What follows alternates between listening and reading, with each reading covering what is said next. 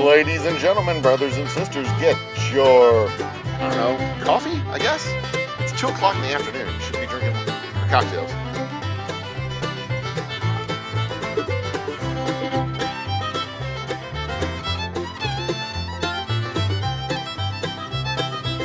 I guess it's time for that afternoon coffee because it is the Old Humble. Live behind the scenes, doing our thing. Da da da da da bum bum bum. I'm really excited about this particular live set because this one because I got a new capture card for my good camera and we have good video. Ooh, really good video. Look at that. But I'm bottling up some Boomtown bourbon. We're gonna chat while I do it and have some fun while we're at it. Tonight, the University of Houston football or basketball Cougars are playing against Miami. Should be a fun game.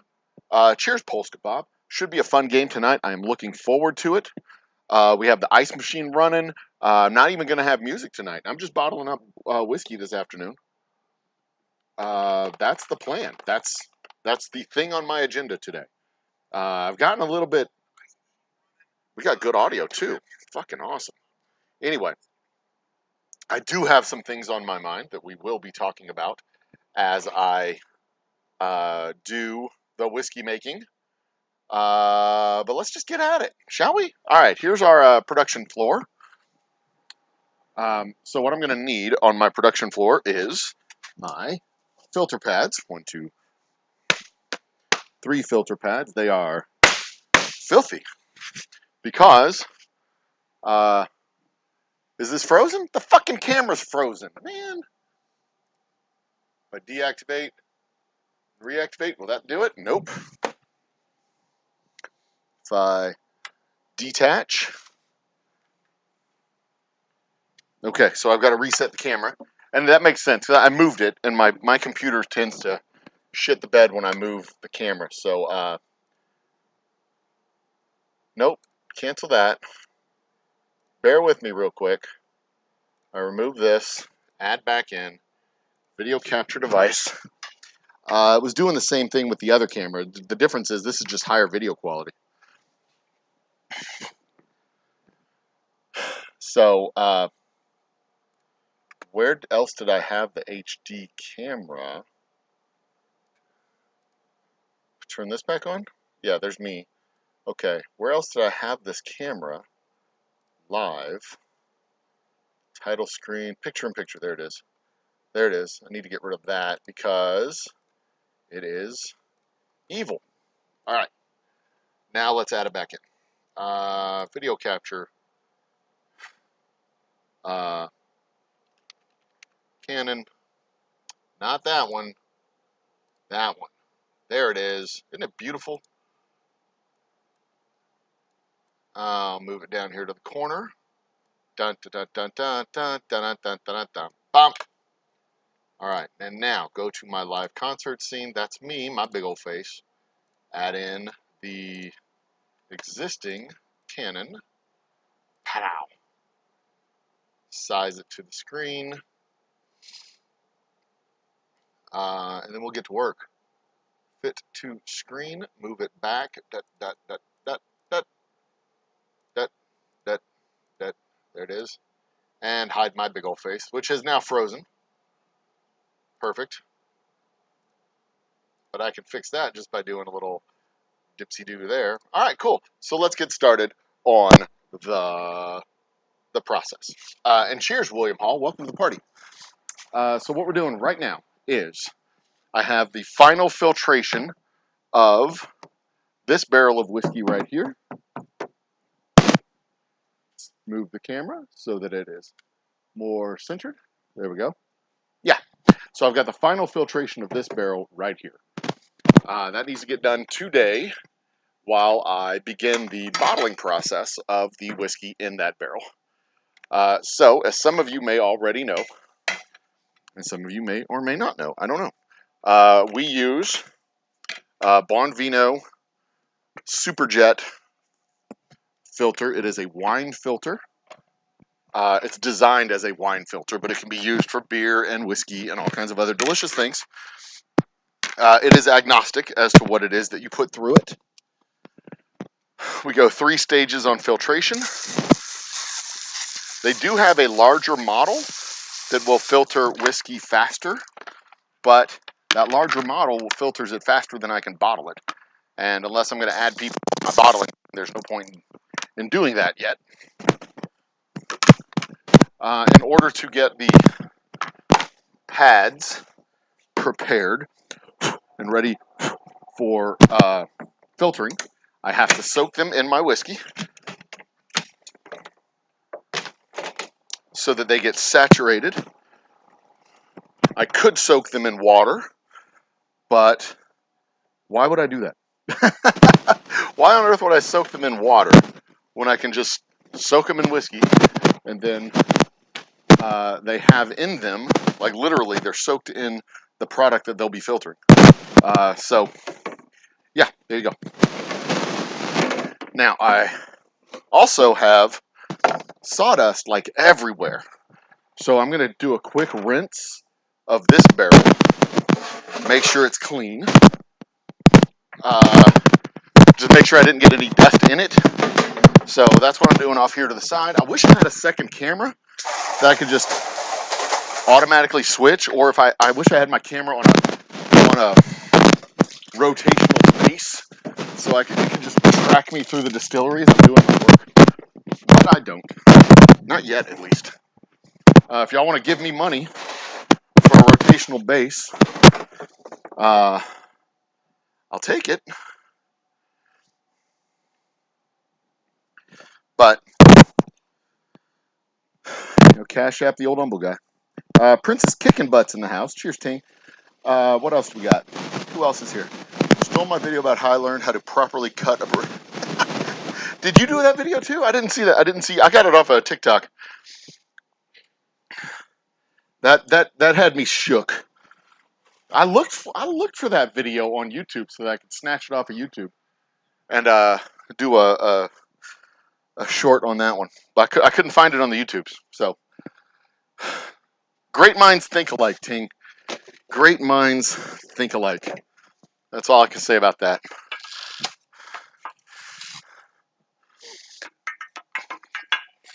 But yeah, I also know it was a joke, so don't at me with silly, dumb nonsense. I know it was a joke. Chill.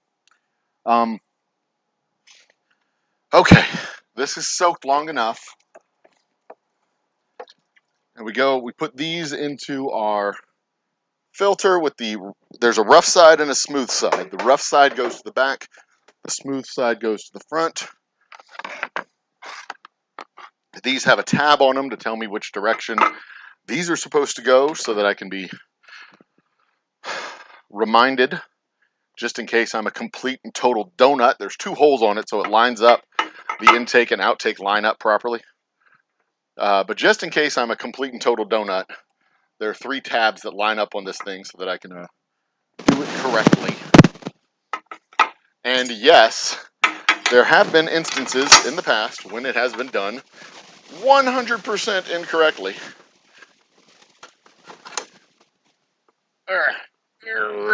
Got to tighten this good and tight. That's what she said. Tight. Tighter. There we go. And now, the last step is to actually put that into the barrel. So we should start getting whiskey moving up the hose, through the machine, and spitting out into the bottom right about now. There it goes. Beautiful. And in a few minutes, I will do a taste test. Quality control. Always got to do quality control.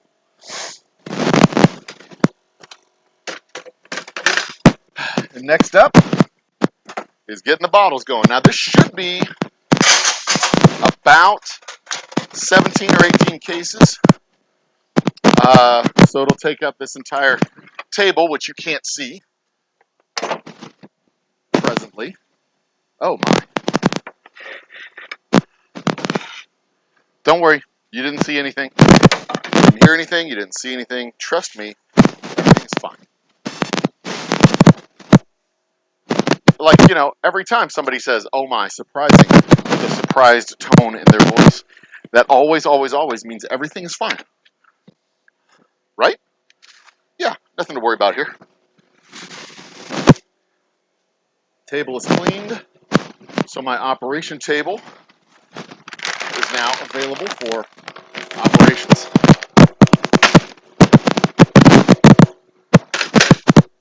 And I've been working pretty much all morning. Friday mornings are weird for me. Like, I work late on Fridays, same as Wednesdays. I work late on Wednesdays, so I tend to get a late start on the day. When on Fridays, I kind of try to enjoy my morning because I know I'm going to be up here till like midnight or so. You know, the distillery's open till 9. I'm always up here till 9 or 10, goofing off after the distillery closes, doing YouTube stuff, doing just nonsense, you know, as one does. But I'm going to move y'all to right back here so that you can have a better view of what we're doing back here. And hopefully that won't freeze the camera. Alright, let's see if I can adjust this picture effectively to get a nice wide view.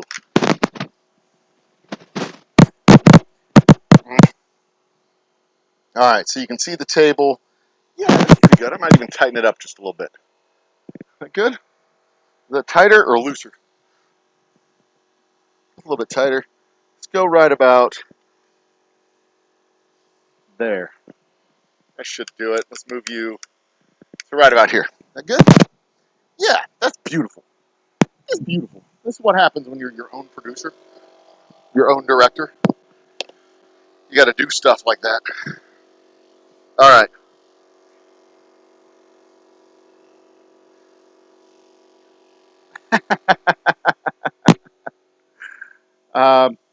Yeah, thank you guys. Thank you very much. I got it. I got it. We're all good. Um, and I am at some point going to have to do something. See, I've got sawdust on the floor down here. Look, I got just gobs of sawdust. And I love it. It's kind of a fire hazard. So I'm sure the fire marshal would hate it. If they came in here, he'd be like, "You have sawdust all over the place. Your shop is insanely unclean. Why are you being so unclean in your shop?" And I just have to be like, "Dude, sawdust is fucking awesome, man. I'd like to put this as like the actual floor in the tasting room, but, you know, I don't think I could really get away with that. As much as I'd like to, I don't think I could actually get away with it. I mean, I know it's my place. I can do whatever I want. It's my pussy. I can do what I want. But, you know, there's like rules and stuff that we have to follow. I literally can't just do whatever I want. But anyway, it's my tasting room. I can do what I want. Alright, so this is down around the bottom over here. And in the back, the pallet is on top of the plastic. So I have to lift the pallet to get the plastic off.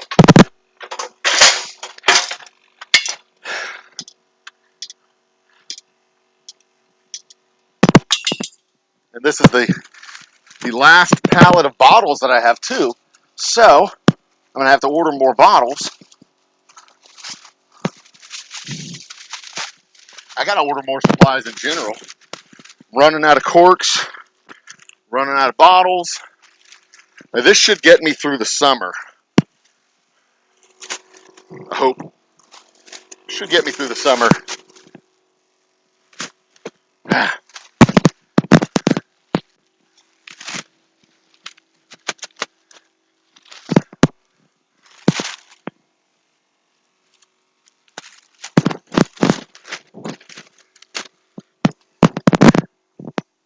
I gotta say, I've been watching a little bit of the news today and the TikTok hearings that have been going on. The only thing funnier than the TikTok hearings and these completely clueless legislators asking idiotically stupid questions are the reactions from so-called influencers and creators on TikTok. They're just reveling in the joy of these idiots being shown to be idiots, like we didn't know they were already idiots. And them saying stupid crap like, oh, their power and influence is being reduced by TikTok. They're not getting a cut of TikTok. Like, you fucking idiots don't know what's going on. They know less about what's going on than the goddamn legislators. It's so funny to see little TikTokers who think they know shit puffing out their chest and just sounding and acting like absolute fools. It is hilarious. The temperature right now is about 76 degrees here in Houston. And it is humid AF. It is so bloody humid right now. Because it's like threatening to rain. It's trying to rain. So the air is thick and wet and just, I mean, almost so thick you can like put a spoon out and drink it. You know? It's not foggy, but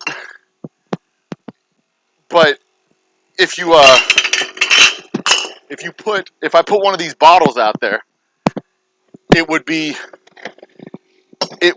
collect dew on the outside of it, just like you would if it was a glass of ice. You know, the condensation on the outside of a glass of ice. It is so just drippy out here, and it's trying to rain. It's trying really hard to rain. And tonight it may cool off down to the mid-60s, but this is like the worst kind of 75 degree weather. It's not, like there's a breeze, but it's not cool. It's just like this still breath that's blowing, and it's not, you know, it's not really even enough to move a flag, but you know it's there.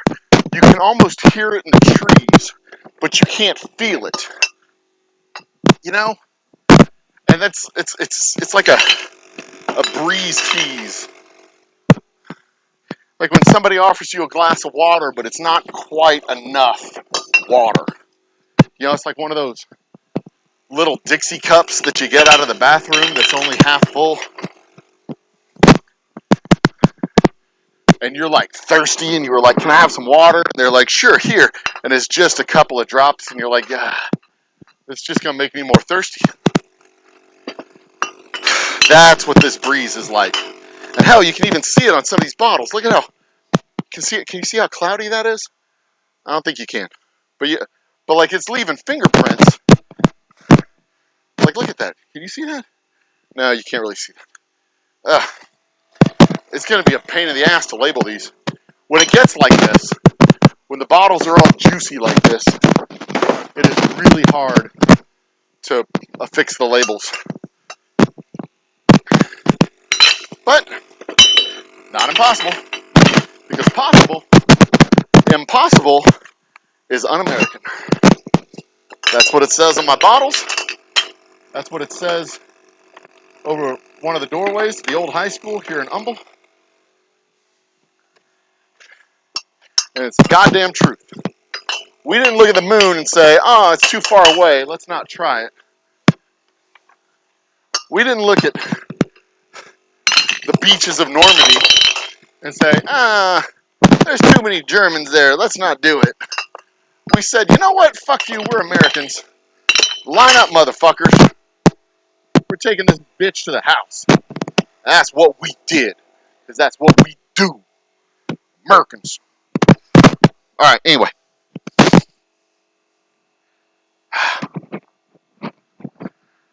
Alright. That's the manual labor portion. of about 5 pounds of salt used to cure some meat with. If you boil in water and then put in the oven until the water was removed, it would be safe to reuse. And oh, what you mean the salt? Uh, I mean, I don't know, because that salt just touched raw meat. I mean, it's probably good for. I don't think it's good for food a second time, but maybe because if you put it in water and if you boil it in water and then put it back in the oven and dry it out so that all that's left behind is salt. I mean, maybe that. I don't know. I am not the guy to talk to about that. I don't know. That is not even remotely my area of expertise.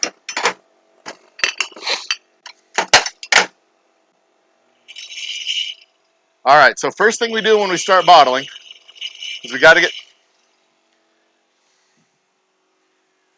put the intake valve into the thing in which we are intaking. Fucking noob. All right, so the whiskey comes through the pipes. The air bubbles get out and clarifies. And there we go. Now, the next thing is going to be dumping this bubbly stuff back in.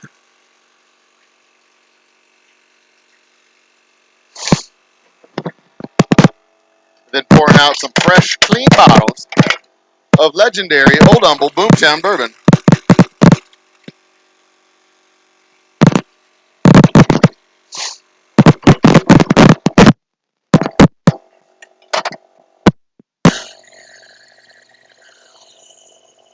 Uh-oh.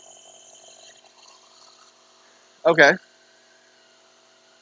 This is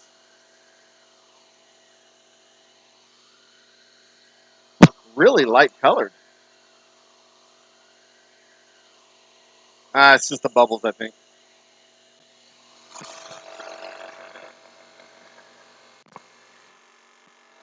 Let's see here. Take this, put it under here.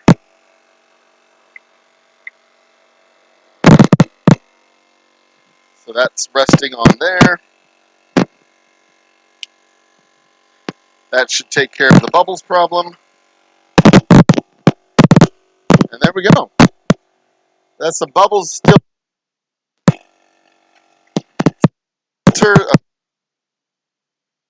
filter there.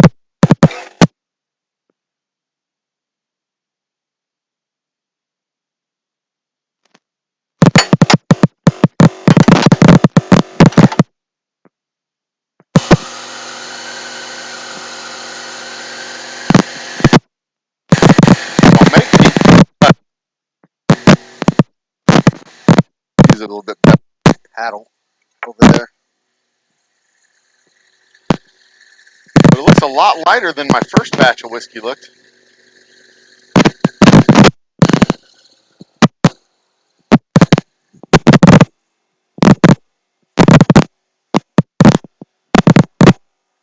It's so damn light.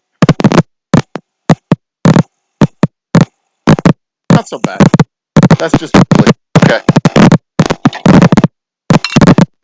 Okay, good. Here, current batch. Because if I got stuff back in the barrels, this is the next order.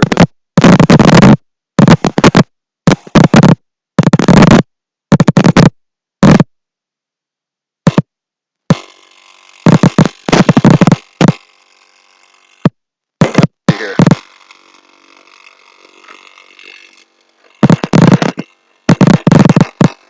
All right. There's that. So,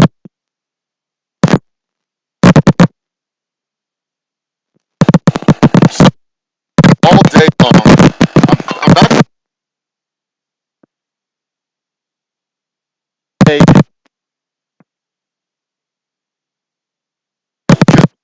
When was it? Late last week. I was contacted by a kid on Facebook. I was contacted by this kid on Facebook.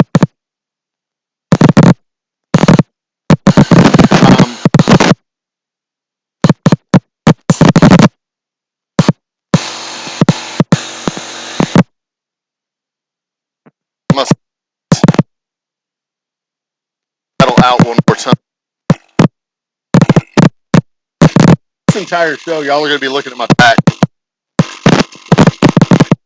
I have a beautiful back.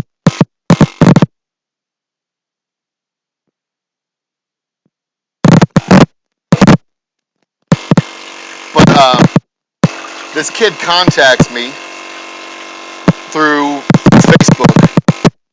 Uh,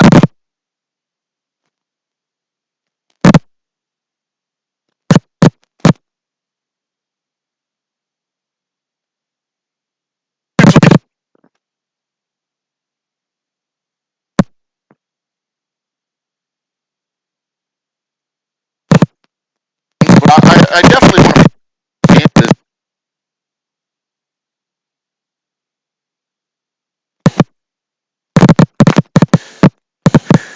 because I'm always wondering how it works, like what it is that you're trying, what it is. Like, you know, when you're some, you know, fake streamer, idiot in Nigeria trying to trick some dude anyway, Amazon gift that was always entertaining to me. Yeah, pick of a site, take their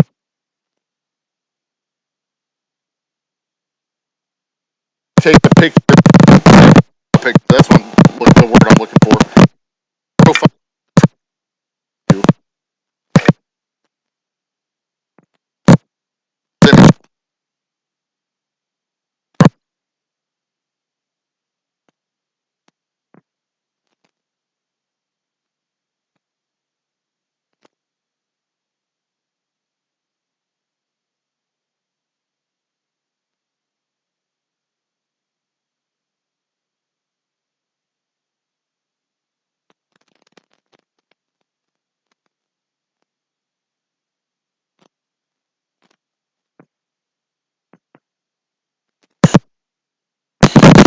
Can't beat me because I don't let my assassins beat me until was fine.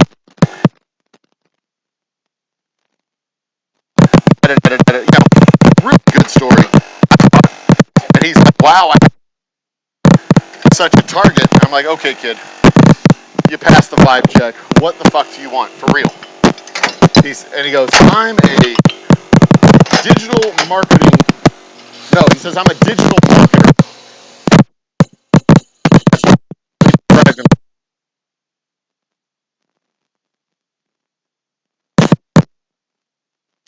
you're not. Like, he wants to meet me. Like, so his pitch to me was, "I see you have views, or I see you have subscribers. I can get you views. Total organic, not totally total organic." Did my audio get unplugged?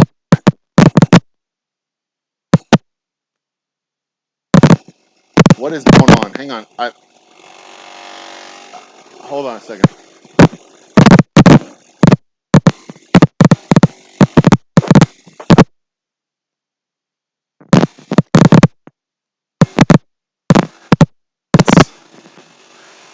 It's giving me bad audio stuff, and I can deal with this in just a second. Thank you, William. I'm gonna go with my other microphone if I can find it around here somewhere.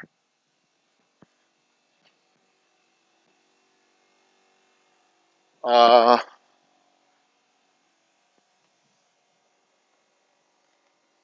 hmm, hmm. I mean, it sounds better right now, but every time I bump this thing, it gets scratchy again. Let me see if I can find.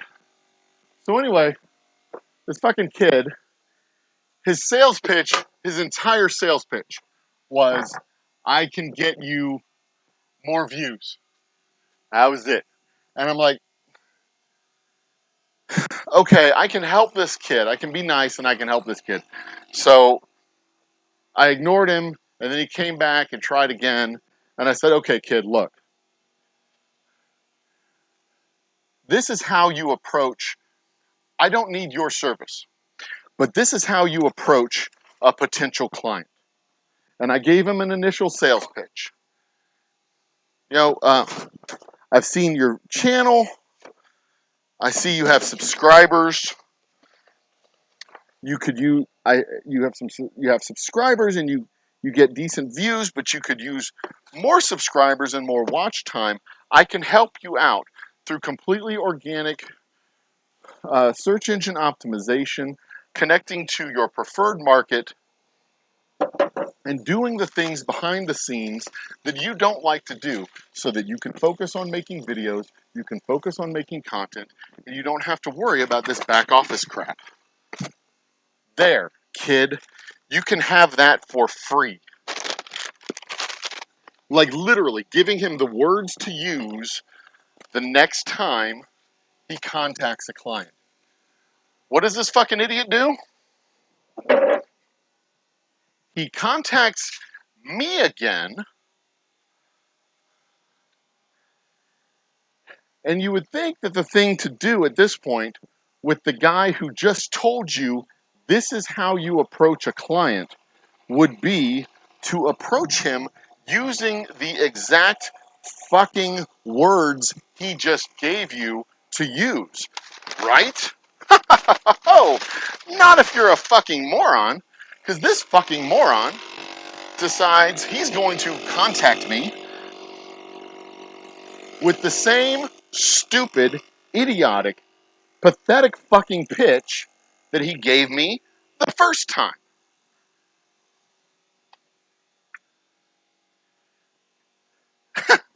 And I was like, and a price list. The same stupid, idiotic sales pitch. Hi, I can help you get views.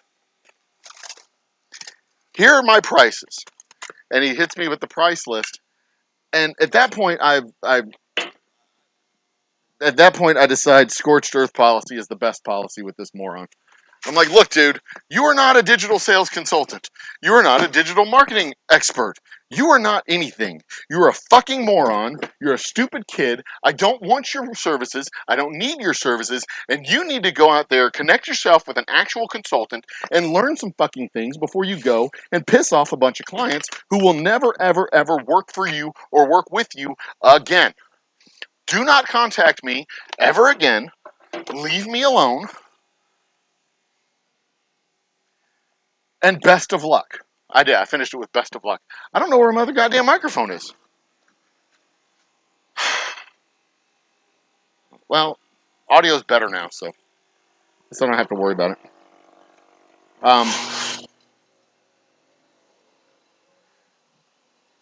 So I blocked him. Oh, here it is.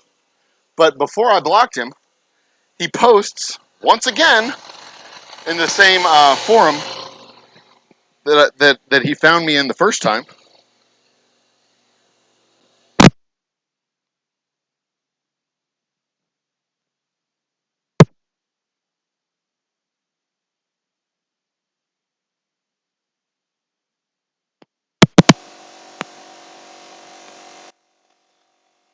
He posts in the same forum where I found him. Oh, let's make sure this audio gets fixed up and clean.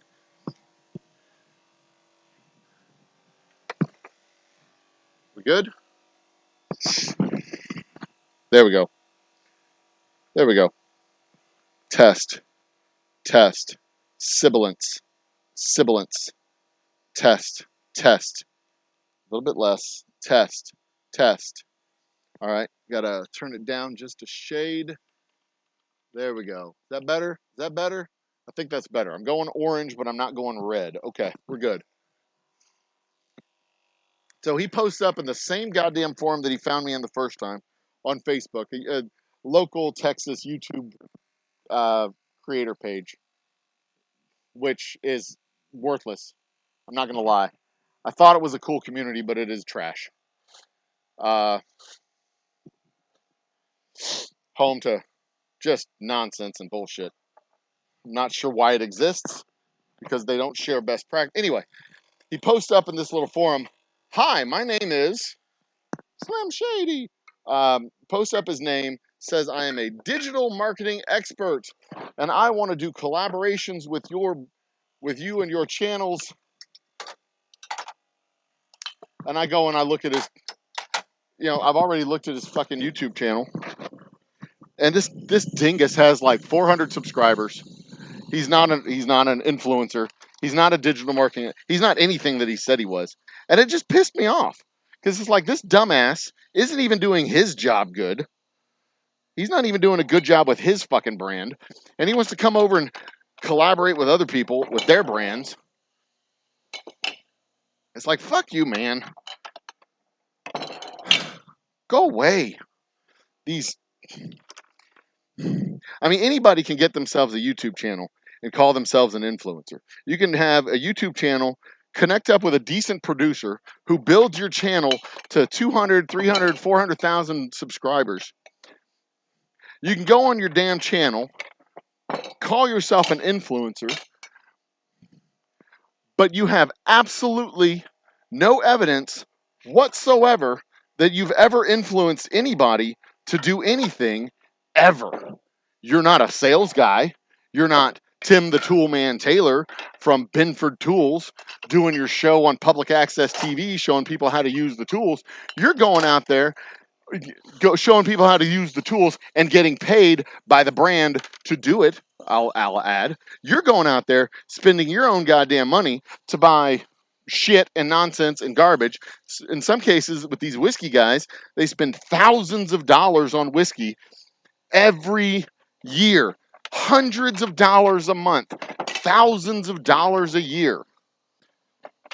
And then coming back to their little home studio, showing off the latest factory schlock that they got from Willet or Buffalo Trace or whoever the fuck they bought their whiskey from this week, showing off their rare bottle that they found at their local honey hole and saying, "Yeah, that's pretty good. I like it. I spent $400. I probably won't spend $400 again on this bottle. It's a really good bottle, but I don't know if it's worth $400. All so that they can throw their dick on the table and measure it and show everybody that they got a special bottle of whiskey. Willet's not paying them. Buffalo Trace isn't paying them. Ain't nobody paying them anything to say that shit. And they haven't convinced a single goddamn person to go out and spend $400 on a bottle of fucking whiskey, because they're not an influencer. They're not salesmen. They don't know what they're doing. They're entertaining. They're entertainers, but they're entertaining for their own brand, not other people's brands.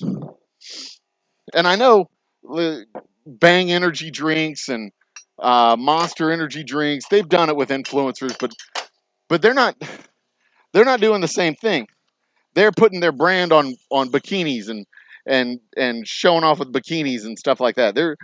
Those girls aren't influencers. They're half naked. That's it. And the brand is advertising on their views.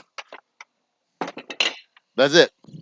That is like putting your brand on a billboard next to a busy freeway. The busy freeway is going to get eyeballs. People are going to look at Kate Upton because she's Kate Upton. They're not going to go buy agave flavored iced tea because she told you to buy agave flavored iced tea. They're going to know about your agave flavored iced tea because you put an advertisement on her largest assets and breast sets. That's it. Or some musclehead had some protein shake, and you saw the protein shake, and you're like, oh, maybe I'll try that protein shake. Maybe I need to try a protein shake.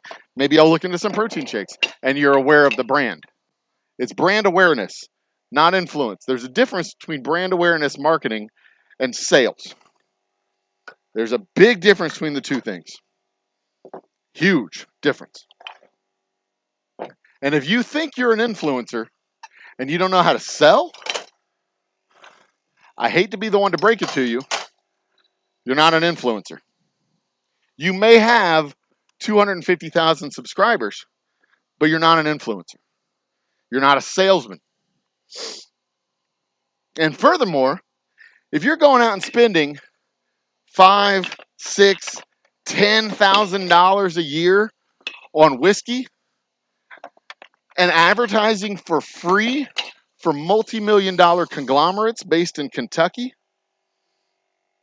if you're advertising for free for these companies that don't know who you are, don't give a shit who you are, and wouldn't spit on you if you were on fire, and then when an actual small business contacts you and says, hey, we saw you're spending like $500 on shitty gutter water coming out of Tennessee. You're spending on factory gutter water that has a special label, so you think it's a $400 bottle, but it's really just factory gutter water. Would you like to try some good craft whiskey that's actually handmade? And they're like, yeah, sure, send me a free fucking bottle. Send you a free fucking bottle. You're spending $400 goddamn dollars on whiskey coming out of Kentucky, and you want a free fucking bottle from a small mom and pop shop? You can just get on your knees and start sucking. I don't know. I don't play that game. You can just go spend $400 on Kentucky gutter water. I don't care. I do not. I got a little bit hotter about that than I thought I had been. But that shit just pisses me off. You want to call yourself an influencer? Fine. You want me to send you you want a brand to send you a free bottle? Fine. Tell me what part of your market is in Texas. Tell me how many people bought a bottle of whiskey because you said to buy a bottle of whiskey. Do you even track that? No. You don't track it? Then how do you know you're an influencer? You don't know where your market is? You don't know who I would be marketing to? No? Oh, well then nuh-uh. Because you know what? I can go to any retail outlet that actually knows what it's doing, and I can ask them, where is your primary market located? And that retailer can literally point to a map and give you the boundaries of where their primary purchasers, where their primary customers come from. I can open up a spreadsheet on my computer right now and tell you where I get most of my eyeballs from on my webpage. I can tell you the phone numbers, and by extension, the general geographic area in the city of Houston of people who come to buy my drinks. I can tell you which retail outlets have the highest throughput of my products, where in the city of Houston and the state of Texas they are located. I can even tell you with a fair level of certainty where most of my YouTube market is from. Most of it.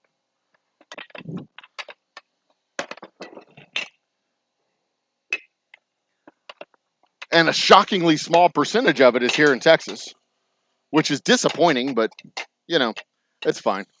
I know where most of my market on Facebook is, which is why I advertise most of my events on Facebook. They're here in the Humble Kingwood Atascocita area. Most of my Facebook market is within 25 miles. Hell, it's within 10 miles of my distillery. Most of my Facebook market. Most of my Twitter market is within 25 miles of the distillery. And most of my website traffic is from the state of Texas. Houston is number one. Dallas is Austin is number two. Dallas is a very close three, but they are both distantly number 2 and 3 behind Houston. And then the rest of the United States is 4, and then international is 5. the rest of the United States can be segmented down, but it's not a huge. It doesn't matter that much to me because there's not a concentration of any single market in the rest of the United States. But these fucking influencers, they don't know what they're doing. And it's a really good way to just spread kerosene on a roadbed and start flicking matches at it to respond to somebody who sends you an email, asks, "Hey, you want to get together and you want to get together and do something?" And they say, "Yeah, send me a bottle." Fuck you. Send you a bottle. Send me some money, motherfucker. Send me a bottle. Now, that's not to say that I haven't and won't send out free bottles to people for certain purposes. I'll do it. If it if like the if it fits, if it meets my objective, my specific, I have specific criteria and specific objectives for doing it. But if all you want is free stuff from a brand, there's other trees you need to be barking up. See how that works out for you. Call up JCPenney's, call up Target, call up Walmart. I mean, I've played that game with travel stuff. They've offered like a 50% discount to make a video, and I made the video, but I didn't get around to posting it. No big deal. Not a big deal. And that's usually how it should be, you know. Buy the product, do a review. If I'm going to pay you, it better be a good review. If I'm sending you a free bottle, I'm not going to send you a free bottle on Spec that, oh, I'll try it, and I'll give you an honest review of your free bottle of whiskey. No. If I'm sending you a free bottle of whiskey, you're going to drink it and you're going to tell people that it's the best goddamn whiskey you've ever had cross your lips. In fact, you think you're going to rename your firstborn child after my whiskey. In fact, if you don't have a firstborn child yet, you're going to talk to your wife and see to it that that firstborn child looks like me.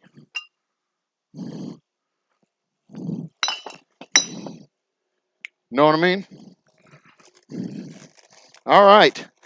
Down to the bottom. This is great. We have had a nice, smooth filtration run. Already bottled up 1, 2, 3, 4, 5, 6 cases here.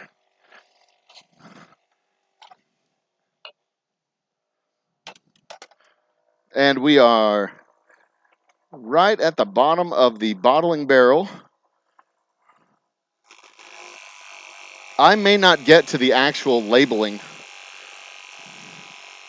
process yet because it's so damn humid.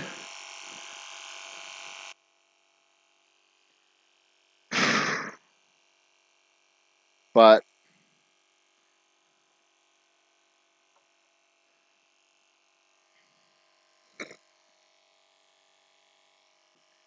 it's so humid out here. I don't know if I'm going to do the labeling today. I may hold off and do the labeling tomorrow. All right. Whew. All right. The very bottom. Get that stuff in there, filtered through. Hooray, hurrah. And that is that, kids. End of the line. Filtration is complete. Now, see, I didn't want to do this last week because I was doing the carpentry work. And I didn't want to have these barrels open while I had sawdust flying all over the place. Because I'm not stupid. I may be a dummy, but I'm not stupid.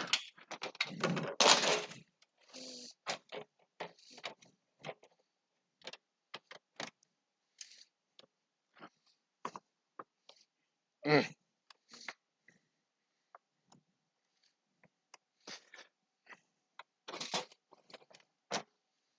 All right, come on.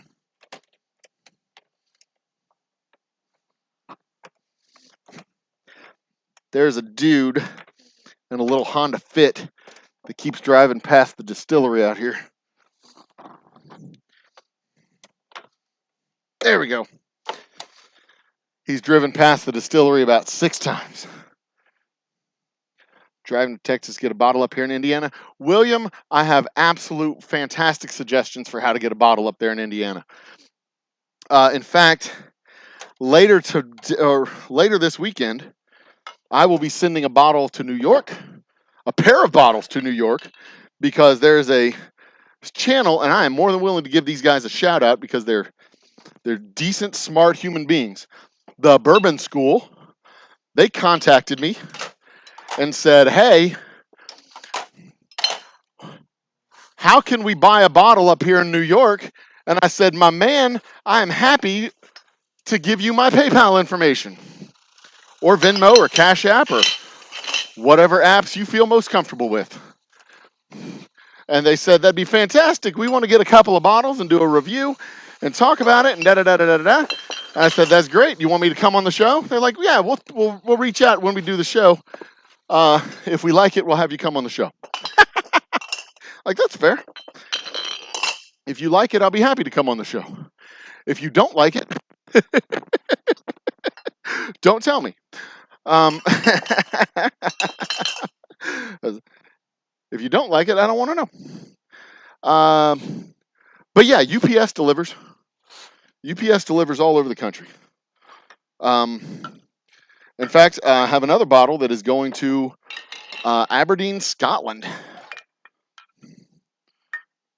Because I was supposed to send this guy 2 bottles, and I sent him 1 because I am a donut. I got the order screwed up. Had another box that went out to Florida.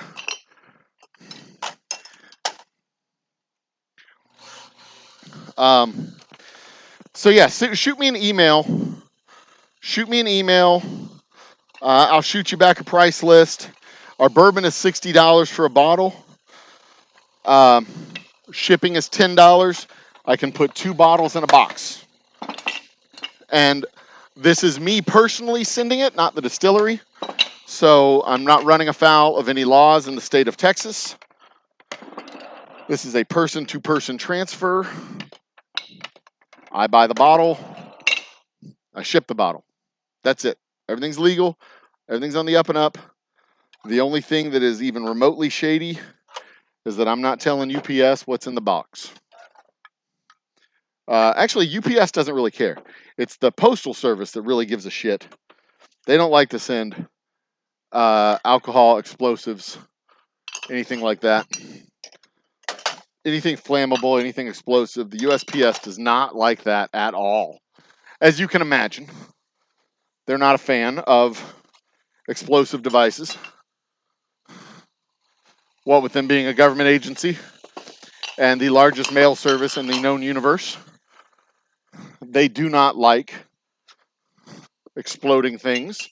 And I understand that completely.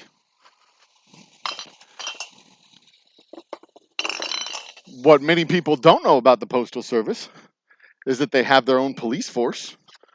The postal inspectors generally handle cases of, well, they always handle cases of mail fraud in general, but a lot of times they are also investigating workers' comp claims. Child pornography was a big deal for the U.S. Postal Service for a long time because it used to be when you got, when you traded pictures of, dirty pictures of little kids, you would take pictures and send them through the mail. And then making that a federal crime, not just the child pictures part, which is a federal crime, but also transporting it through the Postal Service, which falls under the purview of the U.S. Postal Inspectors. So most of your child endangerment rings from the 80s and 90s and early 2000s were broken up in cooperation between the FBI and the postal inspectors. They have a whole child abuse task force and everything. I know all this because my dad was a mail cop. And not surprisingly, if you get your mail stolen, it's not a high priority for them because it's not their property. It's your mail, not theirs. They don't generally care about that. Now, if there is a ongoing pattern of mail theft, yeah, they get involved. They get involved if it's an ongoing pattern and they see several incidences happening in the same geographic area. If there's an injury to a postal worker in the commission of a crime, they are absolutely going to get involved because that's their employees. But if it's just, my grandma sent me a letter and it got stolen, they're going to be like, yeah, sucks. And they put it in a file awaiting the emergence of a pattern. They put it in a file based on zip code. And if that stack in that zip code gets big enough to warrant their attention, they get on it. Or if it's, explosive devices or whatever. It was the Postal Service that ended up, that spearheaded the Unabomb task force to catch Ted Kaczynski. FBI put in most of the man hours because FBI has a much larger workforce than the Postal Service. The Postal Service only has about, I want to say, at the time, I think they only had about 2,500. Between 2,000 and 2,500 officers. And the FBI has something like 20 to 25,000 officers. Yeah, 2,000 to 2,500 officers to cover all of the mail sent in the United States. Pretty fucking crazy, huh? Pretty fucking crazy. Yeah, absolutely. Contact me through the website, info@oldhumblедistilling.com. Go through the website. You can go through Facebook. You can go through Twitter. You can go through Twitch. You can go through, anywhere you can send a message, I can get a message. Pretty much Instagram, anywhere that can send a message, I can receive a message. The website's fine.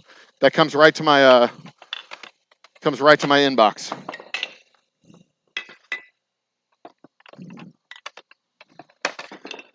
And I try to be pretty responsive.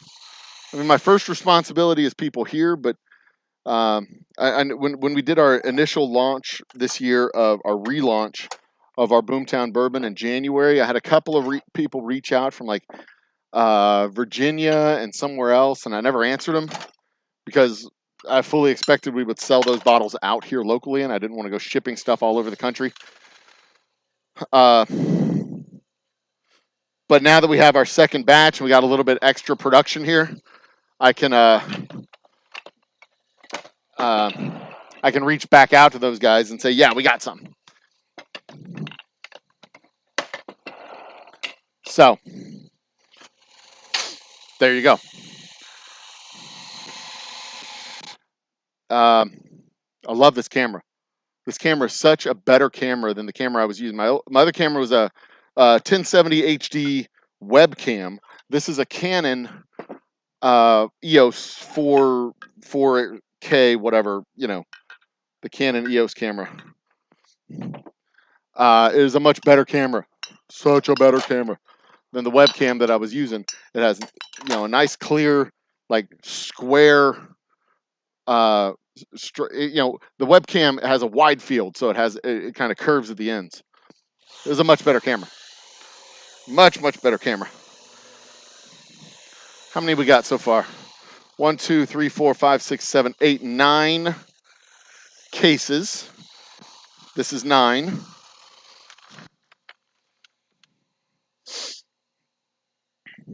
I haven't done a quality check yet.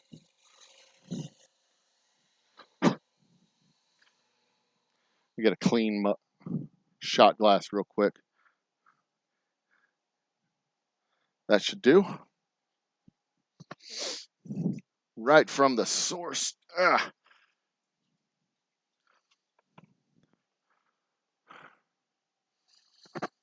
Oh, goddamn, it's delightful. Oh. Whew.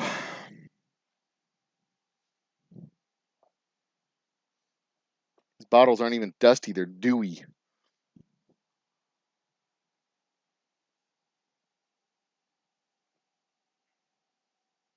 Jesus Christ, that's delicious.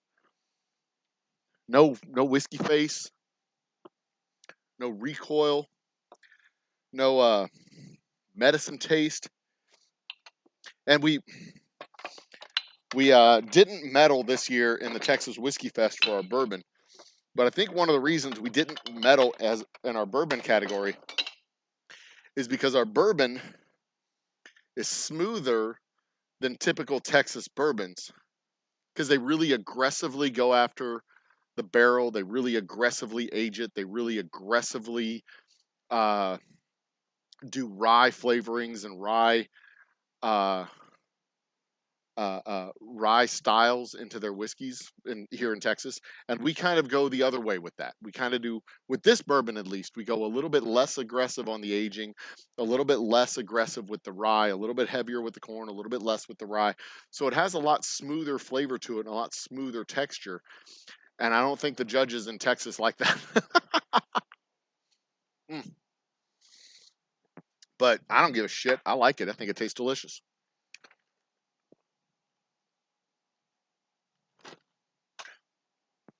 So anyway, fake internet influencers kind of chapped my ass a little bit. People just walking around with their goddamn hand out expecting. And see, here's the thing. They do this stuff for clout. You know, it's like that dickhead Andrew Tate, driving around with his fucking Bugatti and all this stuff. He's not trying to get people to buy Bugattis. He's not getting paid by Bugatti. He's just doing it to show you how big his dick is. That's it. That's all. He's doing it to puff up his chest and show you how cool he is, how cool his lifestyle is. And he arguably is an influencer because he makes money off of his shit. But if you're not making money off your channel, if you're just like doing it as a hobby, cool. That's cool. We're all hobbyists. I like doing hobbies. I got my own hobbies. I got my own channel. It's kind of a hobby. I will be rebranding though very soon. It's still going to be the Old Humble channel. It's just going to be the Old Humble Happy Hour to kind of focus on what it is that we actually do on a regular basis. The Old Humble Happy Hour. That's what we do. That's our brand. But anyway, it's fine. I get it. But I mean, Jesus, if you're already spending 15 grand, 10 grand, 8 grand on whiskey every year, hell, even if you're just spending, $100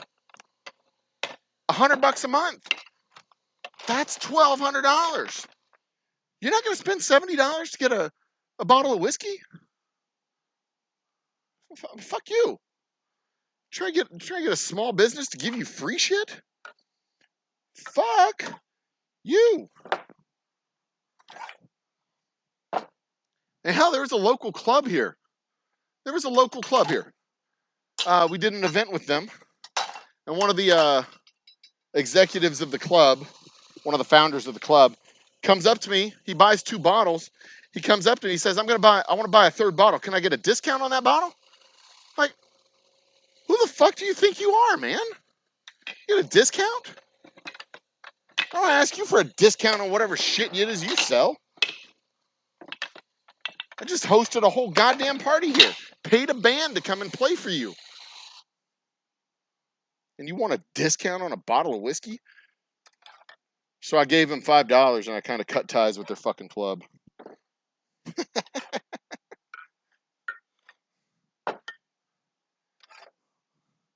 Like, I still participate in like club events on an individual level, but not as a company, not on a company level.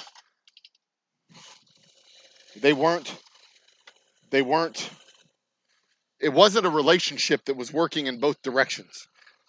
They weren't telling people about us. We were telling people about them, but they weren't telling anybody about us. So Pasta. The pasta.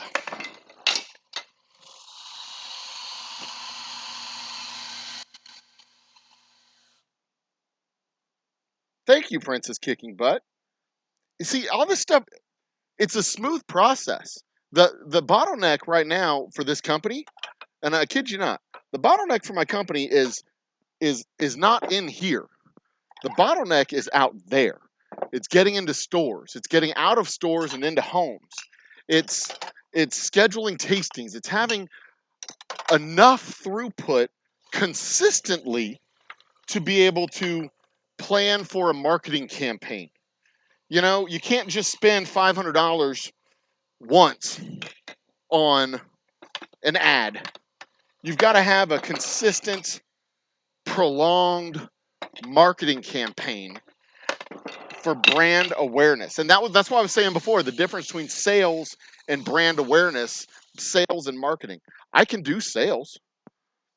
It's the marketing that I just haven't had the resources to do. I've had to be, go with guerrilla marketing for a large extent of my company's history, going through social media posts, sponsored events, things like that. I'm going to kind of I have moved away from sponsored events this year and in the recent years, because they just don't seem to be getting the brand awareness that I would like it to be getting. So we don't really do sponsored events outside of the distillery itself. If we're sponsoring an event, I'm the event sponsor, and it's here at my place. We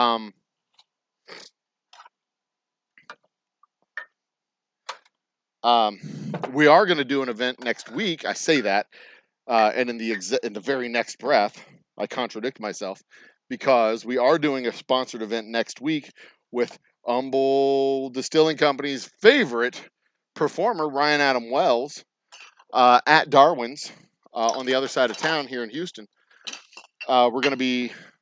They do a show, Urban Jukebox is what it's called. Urban Jukebox, where they take requests and play what you ask them to play. And they play any song you request. He and a buddy of his, their little duo, 1, 2, 3, 4, 5, 6, 7, 8, 9, 10, 11. That's 11 cases. I should have at least another 5 in here. A little bit more. Yeah.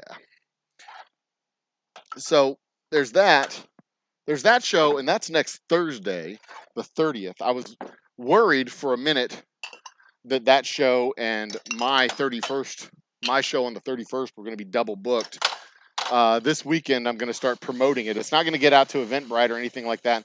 I'm hoping that we get enough people out there to have Ryan and his buddy get paid the money that they need to be paid. We're doing a tasting before the show. The bar needs to have the whiskey on hand so that we can do the tasting of the Boomtown.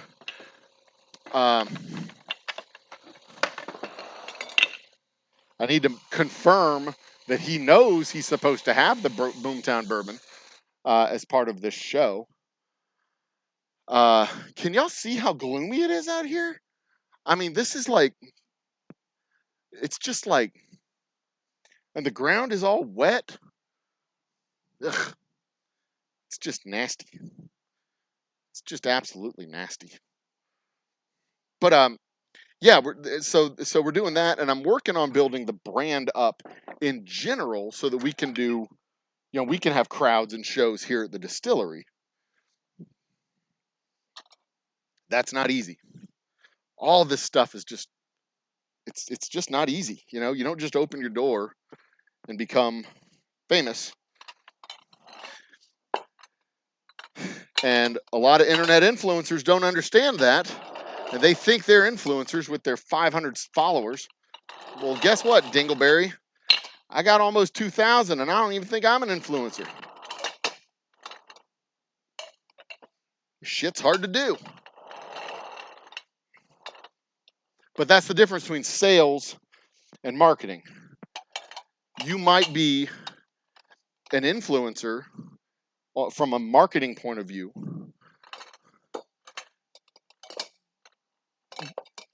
for your own brand. But if you can't sell someone else's brand, then you're not really an influencer. You're internet famous. You're your own thing. And that's cool. There's nothing wrong with that. There's nothing wrong with that. Nothing at all. Until you put your hand out and start asking other people for stuff. You have green things in the background. It's still winter up there? Yeah. Hi, Vanessa Kitty. Cheers, Vanessa. Welcome to the party.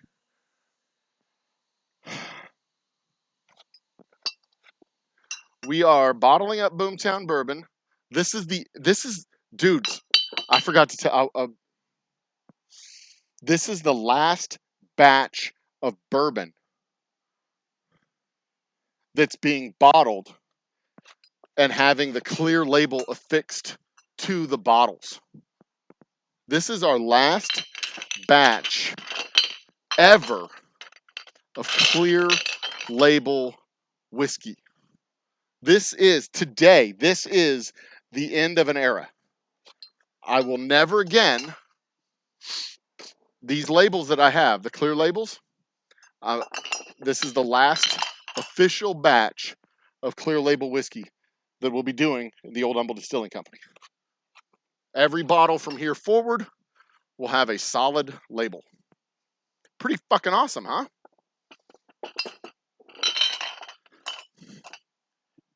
And that includes our space whiskey.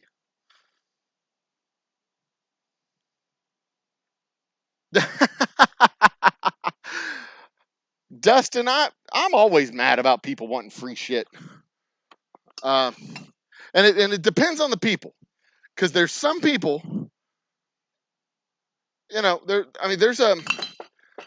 a team, a comedy team here in Houston called the Whiskey Brothers. They've been on my show before. We did a sponsorship with them. I did a special release of our special reserve that had the Whiskey Brothers featured on the bottle. Slade Ham is one of the Whiskey Brothers. He's been on my show. They have a large Houston market of followers. They have a large market of followers in Houston, rather. They have a large market of followers in Houston. They have they have an influential reach. They have a podcast that gets, I don't know, dozens of viewers. When they do their podcast, when they do their recordings of their podcast, I encourage you to go find them, the Whiskey Brothers, on Apple Radio or Apple, wherever you get podcasts. They've done well over 1,000 episodes of their podcast at this point. But I've done stuff with them. I've brought them free whiskey. Had the opportunity to be on their shows, promoted their shows. We have a good relationship together. They're actual influencers. Those guys have gotten me into bars, gotten me into shows.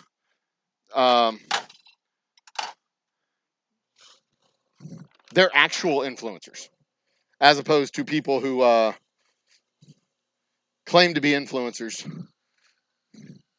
You know who I'm talking. You know people who I'm talking about. The standard issue whiskey tubers, big fat guys from the South, beard. Sometimes they have man buns, sometimes not. You know the guys. And no, and I'm not talking about one. I'm not talking about any one guy specifically, although I do have one specific guy in mind. One specific guy in mind, who is the most recent guy to piss me off. But I won't use his name because he won't promote my channel. I won't promote his channel. Fuck him. He doesn't need my help. I don't promote things for free usually.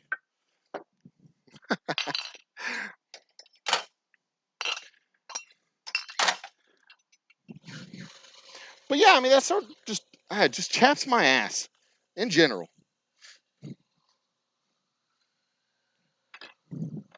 It takes some nerve.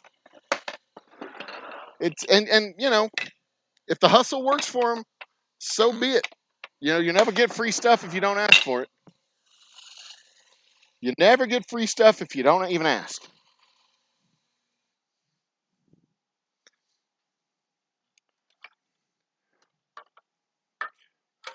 But if you do a show on the YouTubes where you're regularly trotting out $100, $200 every week, and you're spending, in some cases, some of these guys, tens of thousands of dollars a year on whiskey, and then you're all like, "Hey, want to give me some free stuff?" Yeah, here's a hat, motherfucker. Here's a shot glass.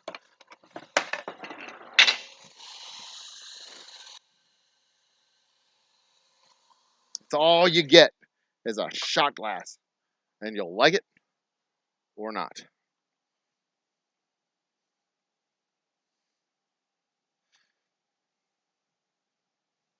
Mm-hmm. All right.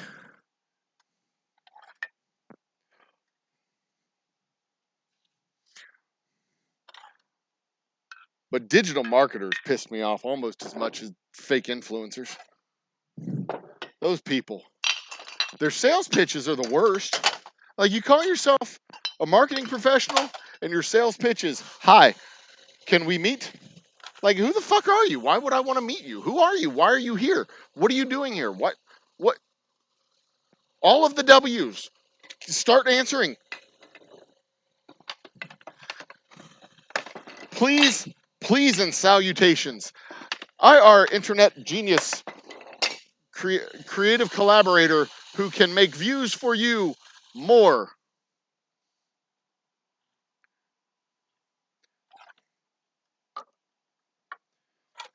It's just consultants who answer more questions than they ask.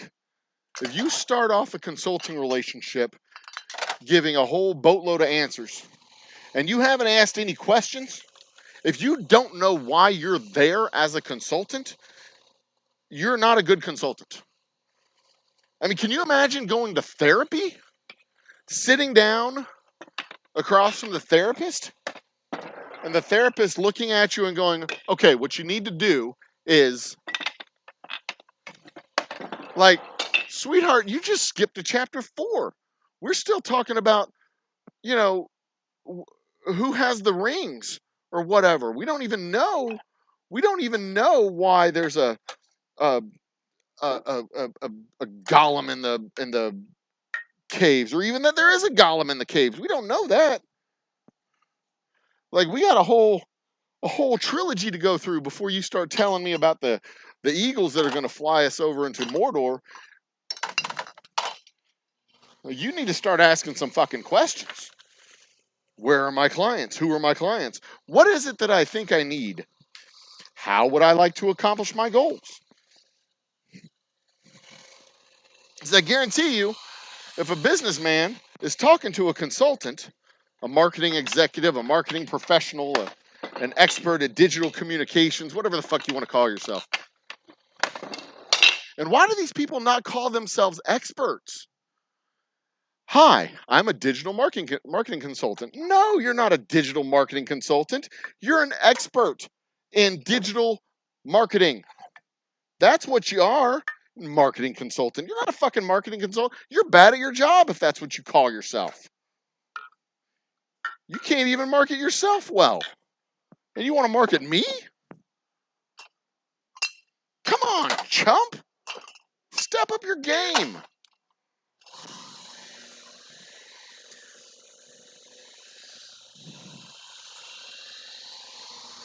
Not a single one of these dumbasses have ever said, "Hey, I see your channel has a couple thousand subscribers, and you're getting close to 1 million views on your channel. Is there anything you'd like to do to improve it that I might be able to help you with? Oh, that's a hell of a fucking way to start a relationship with a business guy who you want to consult for. Hey, like in general, not just a YouTube channel, but you're going down Main Street, USA, you stop into some retail place on a Saturday afternoon, ask to talk with the manager, say, hey, I was just passing by your store. It's Saturday afternoon. There's not a whole lot of people in here. Is there anything you'd like to, is there anything that I might be able to help you with your store? I'm a marketing expert. I'm a retail marketing expert. Have you ever thought about reaching out and maybe anything with your store you'd like to improve? I mean, that's what physical trainers do. These people over here at the fucking gym, they don't just sit back at in their, well, some of them do, but they don't just sit back in their gym and be all like, well, I hope some fatties show up. No, they go to the food court in the mall, hang out by the Cinnabon. They say, and you walk up to the Cinnabon and they say, hey, I see you don't have much self-esteem because you're here at the Cinnabon. Did you ever think about getting a personal fitness coach? Anything? Is there anything you'd like some help working on? Because I'm a physical fitness coach. I'm an expert in physical fitness. And if there was ever anything that you might want to work on, have a little extra energy on the weekends, feel better about yourself, be okay with having sex with the lights on, I'm your guy. And just to be clear about that, sex with the lights on with someone else. I'm not hitting on you. I mean, unless you wanna, but you got to drop some weight, fatty. Not a very good fitness coach.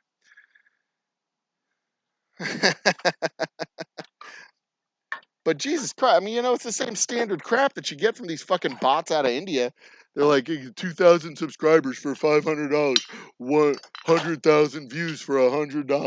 Blah, blah, blah, blah. Like, fuck you, man. I get 100,000 views in my sleep. It's not the views that I need. You don't even know what I need, and you're trying to sell me a package that I don't want.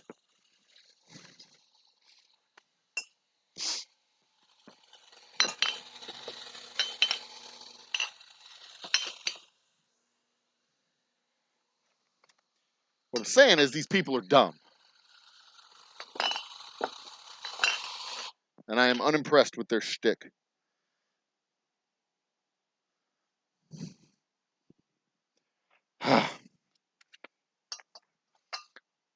Maybe I'll drop a shingle out and be a business consultant for online scammers. Teach them how to be better at what they do. Dear internet YouTube coaches, you all suck at your job. Let me help you at getting better. Because you all suck at your job.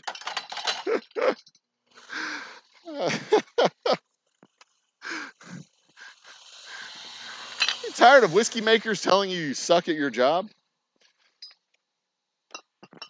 Well, great news. You don't have to suck at your job anymore.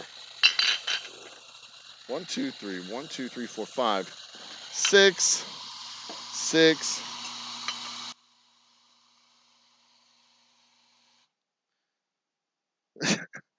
Don't live in the world in my head. No, they're both. I think they're both young and dumb.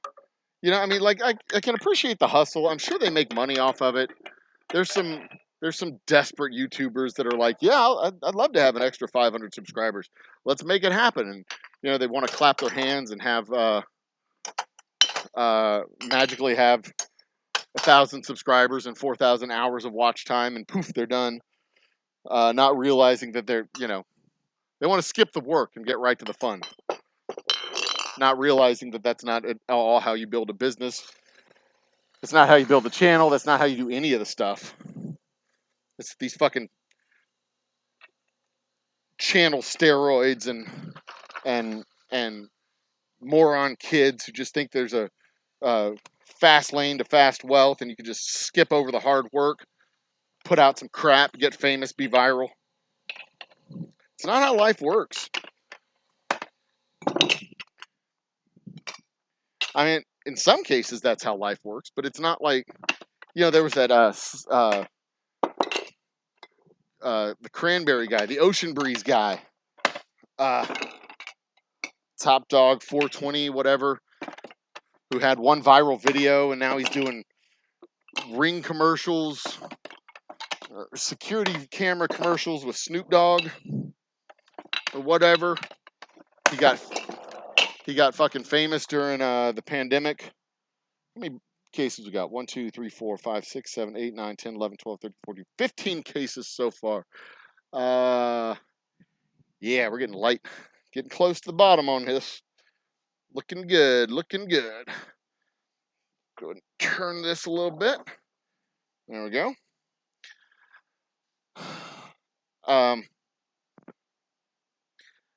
But yeah, I was about to say, if you've got big tits and a bikini, you could probably get away with that. If you can make 10 grand a year for 8 years on, or 10 grand a month for 8 years on Pornhub or OnlyFans or whatever fucking platforms they have now, just by pouring barbecue sauce on your feet or splashing your toes in a puddle. I mean, that's legit. But for most people who don't have big tits and a hourglass figure, they gotta work. For most people, you gotta work like a man.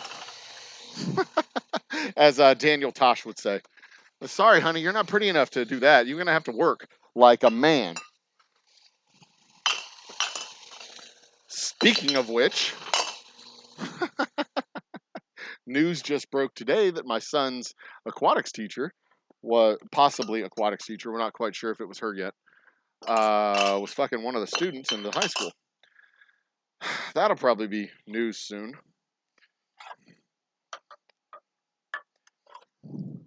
Anyway, but yeah, for a certain segment of the population, that it does work that way. But for most of us, even in the creator, especially in the creator community, you're not going to be famous. You can get thousands of followers. Hell, maybe even make a little bit of money. But with the billions of users on YouTube, you're not going. You're not going to have a full-time job unless you put in full-time work. You're not going to have full-time income with most professions in general. You won't have a full-time income unless you put in full-time work. And you will not have a elite income, an above average income, top 10% income if you don't put in top 10% work. Even these little OnlyFans starlets. Like, it may be easy at first to part the meat curtains and show everybody what's in the pantry, but you may get a little bump at first, but that only goes for so long, because there's always another one. There's always someone else who has a set of ankles that won't touch. There's always someone else right behind you, proverbially speaking, who will do the things. You got to keep ratcheting it up, got to keep doing it, got to keep doing something else, got to do whatever it takes to keep the thing fresh. Your shtick, not the thing. To keep whatever it is you're doing fresh and keep it going. If you're not going to put in the work, you're not gonna. If you're not going to put in the work, you're not gonna get the benefits. You're not going to get the results. That's how life works. That's how, usually, for the vast majority of people, that's how it works. You got to be figuring out where the next dollar's going to come from and where the next product's going to. And, you know, you can't just put out a shingle and hope some rich guy pays you for the rest of your life. You've got to fucking do the work. Even in corporate America, you can't just sit here and go, okay, I'm going to show up for work and get paid for the rest of my life. Unless you're an executive. Executives don't have to do any fucking work. Now, that's the American dream, right? Become an executive so you don't have to work anymore?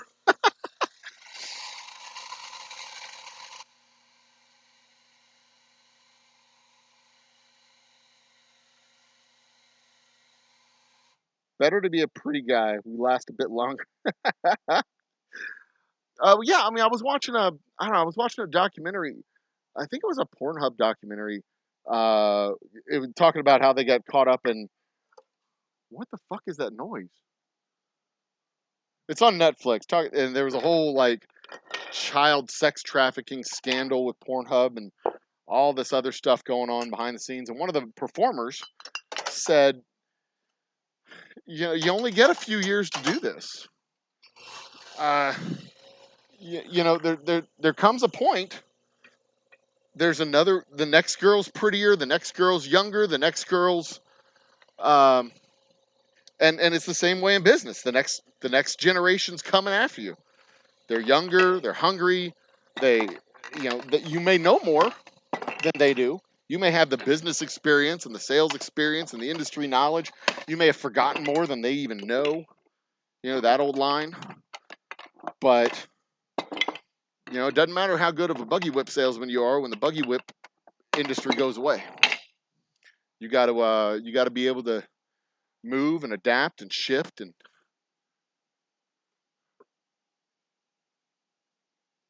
the fuck is going on up there?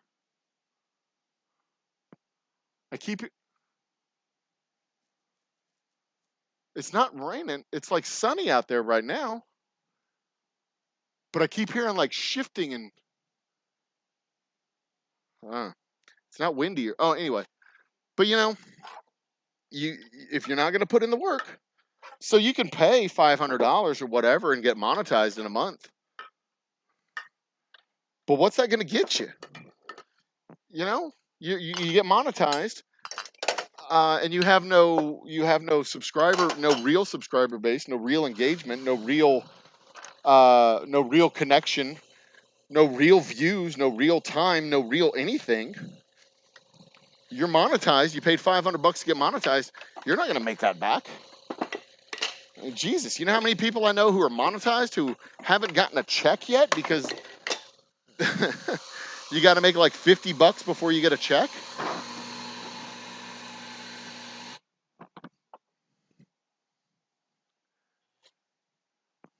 And it's been a year and they still haven't gotten a check. They did the work to get the subscribers. They did the work to get the hours. And they didn't do the right work because none of it paid off into a long-term sustainable venture. So, and you got these people that go viral with a video. The one video, one hit viral sensations. And they got nothing to back it up with because they really aren't that talented.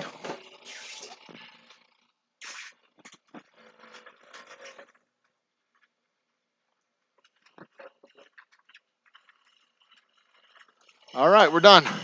That is everything. The end of an era. Is it?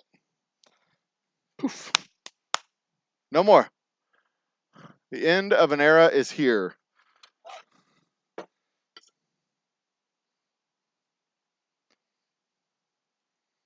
These are distillers stock.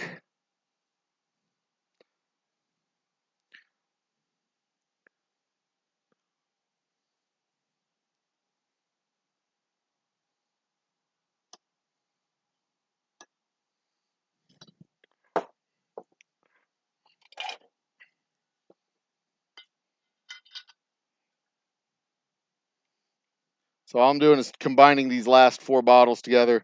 It's not quite 2 full bottles of whiskey.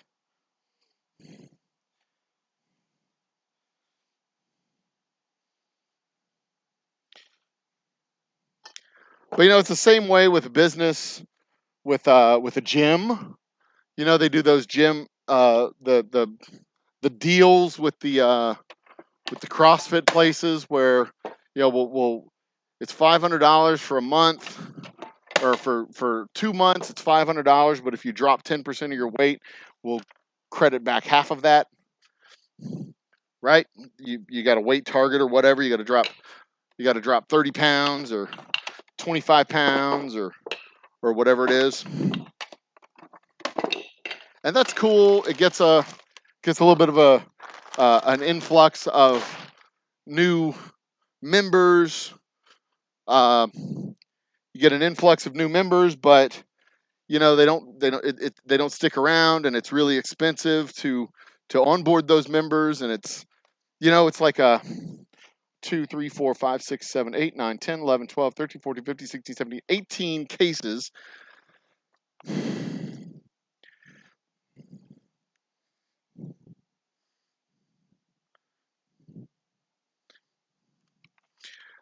This is March, so 18 cases. 18 times 12, 120, 160. No. Yeah. Oops. 216. Plus 4, that's 220 bottles. 220 bottled. 220 at 90 proof. Boomtown. 220 bottles at 90 proof of Boomtown bourbon. And today is 3/24/23. Hooray for the distiller and his team. Bum bum bum. Ba-dum bum bum bum bum ba-dum. Awesome. Awesome. And I still have enough bottles left behind for our 72-hour blackout bourbon coming next month.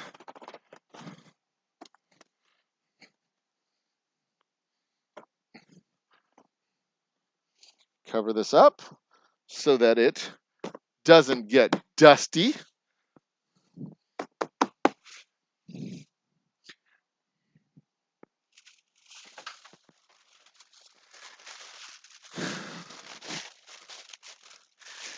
Yeah, but I mean, those are, these are lessons you learn over time. It's I had all the same preconceived or misconceptions when I started this business back when I was a kid, 30 something years old, and thinking, yeah, we're just going to sell whiskey and get fucking rich. And I was going to come out of when I came out of college the first time, I was getting a regular job, a real job.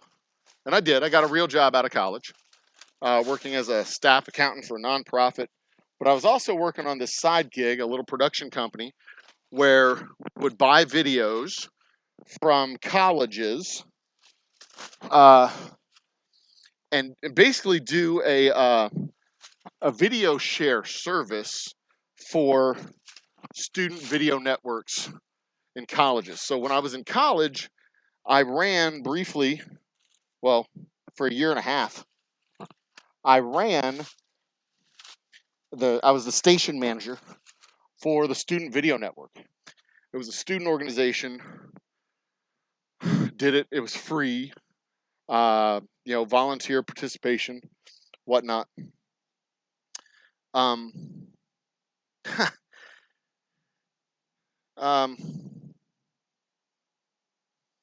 more durable than something for the show. What bottle labels are you going to be using in the future? Well, I haven't made that announcement yet. I haven't shown that label. I haven't made that announcement. Y'all are going to be one of the first ones to know when I do make that announcement. So I ran the Student Video Network, and my idea coming out of college was to go to the various student video networks. So I had all these contacts with student video networks around the country. And I was going to talk to them. Let's raise this up a little bit. I was going to talk to them about buying their productions. It's a little bit dark, isn't it? That white balance is tough with that with the light outside and the brightness inside. I need some interior lights here. Let's turn you there. That fixes that. So I was going to buy these videos, indigenous student productions, put them into a roster, and offer, on a subscription fee, subscription service to other student video networks, the opportunity to have these videos. So, and it was all VHS and Betamax back in the day, because we're talking late 90s when I graduated college, early 2000s. So the idea was, you'd sign up to the service, and either we'd buy the videos from you and we'd own the videos and then make them available to all the other schools for a subscription, or through your subscription, we were in the really early stages of figuring this out. Through your subscription, you could provide videos and get videos, like a full-on video swap. Not unlike Napster, which was a thing back then, but Napster was digital. We weren't digital. This was not a digital thing. This was pre-digital for movies. And the whole plan was, we'd sign up 20 or 30 of these student program boards or student video networks, and it wouldn't be hard to do it. You just call them up, you sign them up. That's all you have to do, right? Just call them up and sign them up. Call them up, sign them up, get them into it, start having the money flow through. Next thing you know, I own a Jaguar. A classic. A, start the business. B, C, profit. That was the classic thing, the classic misconception. And I had this idea, and we started playing with this idea for about 6 months, and then my real job got busy, and I got occupied, and I quit thinking about it, quit doing it, and it kind of fell by the wayside. So, and then of course the technology completely changed the game. So now this would have been a thing for like 5 years, I think, until it became a live streaming service like YouTube, and then poof, I would cease to exist. The whole enterprise would have ceased to exist, just like that. So, but yeah, the original, the original business misconception, the preconceived misconception was, we'll just open up our doors and then we'll get fucking rich. Not realizing that there was a whole lot of work that would need to be done in processing the videos, duplicating the videos, dubbing the videos, putting our production stamp on the videos, shipping these videos out, and just building this enterprise. I had no fucking clue. I was just a stupid kid. I had no idea all the work that would have to be done. And I think you see that a lot today in especially these fucking influencers and online marketing guys. They're just like, yeah, I just think we'll just, I'm going to call myself an influencer and then get rich. Like, that's not how it works. It's just, it takes, I mean, Jesus Christ, Fred Minnick is an influencer in the whiskey world, but he has worked for years to develop the kind of gravitas and the kind of authenticity and respectability that it requires to be an influencer at his level. He has, magazines and shows and a blog and a vlog and a full multimedia type empire and radio shows. Chris Hart is another one here in town who is very much, he's here in Houston. He's very much of the same level of influence locally, possibly statewide here in Texas. I wouldn't know. I don't talk to him much. I'd love it if I did, but he He runs a Houston whiskey festival, but you know he presents himself as a Texas whiskey guy, but he's not much of a Texas whiskey. He's more of a national whiskey guy here in Texas. So he's like the Fred Minnick of Texas, except Fred is famous.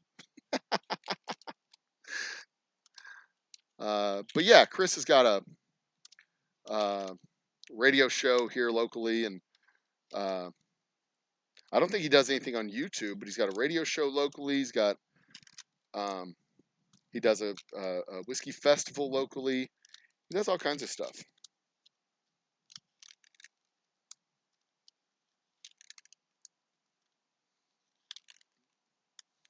So next step is to get our shrink sleeves over the corks. What time is it? 3:45. I have an hour and a half till we open our doors, which should be enough time to do all this.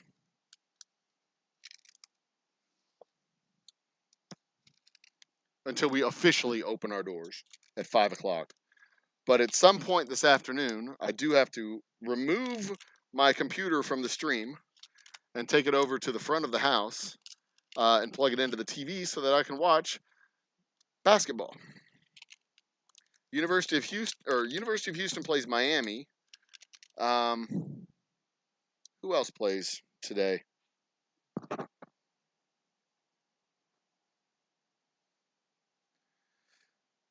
Who else plays basketball today?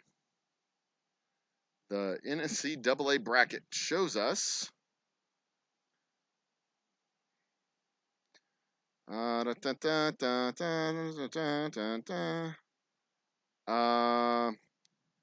see here. Crichton and Princeton and Alabama and San Diego. And FAU and Tennessee and Kansas and Michigan State. Nope. FAU and Tennessee, Kansas, Michigan State already plays. FAU and Kansas State and Texas Southern and nope. Wrong bracket. Kansas, FAU, UConn, Gonzaga. Kansas, FAU, UConn, Gonzaga are already in the Elite Eight. Alabama, San Diego, Crichton, and Princeton. So those guys played yesterday, apparently. Houston, Miami, Xavier, and Texas. The only number ones remaining in the tournament are Alabama, that beat the University of Houston in the regular season, and the University of Houston. The University of Houston is playing Miami. Texas is playing Xavier.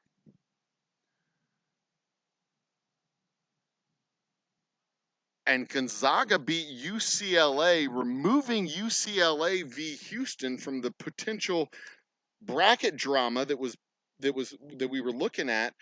Because the last time the University of Houston was in the Final Four in Houston, they played UCLA and lost to UCLA in a buzzer beater. Last year we were in the Final Four and we lost to Baylor.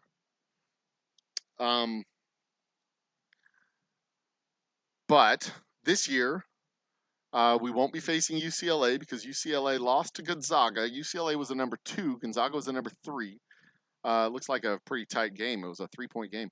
So it's UConn versus Gonzaga. So there's still a chance of a little bit of drama because it could be if Houston takes care of business against Miami and Texas takes care of business against Xavier. Texas is number 2, Xavier's number 3. Houston's facing number 5, Florida.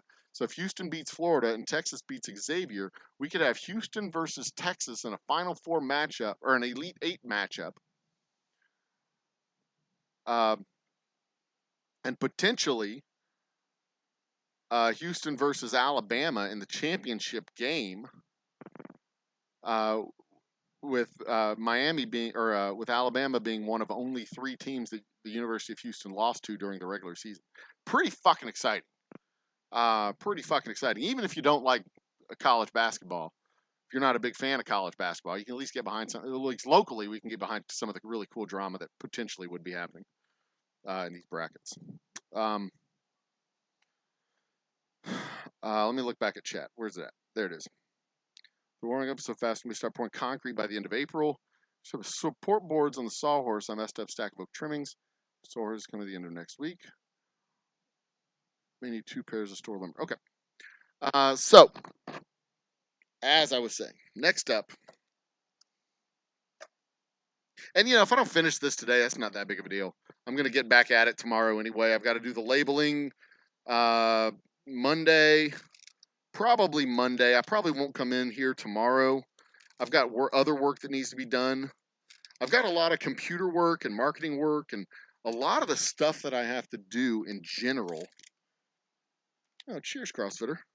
A lot of the stuff that I have to do in general, just in support of the business, is like super duper behind the scenes and really dumb and boring, like updating mailing lists and scheduling out tastings, and making travel plans to go to Austin and Dallas, and uh, um, talking to our advertising partners in the channels where we do advertise locally. Kingwood, Humble, Atascocita, we're very, very, very locally focused. Most of our advertising is literally within 10 miles from the distillery. Um, one of the cool things about social media marketing is I can focus in my marketing on specific zip codes, specific distances from an address. So, like, if there's a store that I know has a significant amount of inventory, I can focus my advertising around that store specifically. And you can get promoted ads on your Facebook feed or your Instagram feed or whatever feed you're attached to, whatever feed is attached to the promoted marketing that I do. Or if you're just here by the distillery, I mean, we've got probably 65,000 people that live around us in the Humble, Kingwood, Atascocita area. That's right, 65,000 that live in this area. I could probably. Oh yeah, I moved it because of the fucking daylight out there, didn't I? Let's do this. Well, the only way that this will.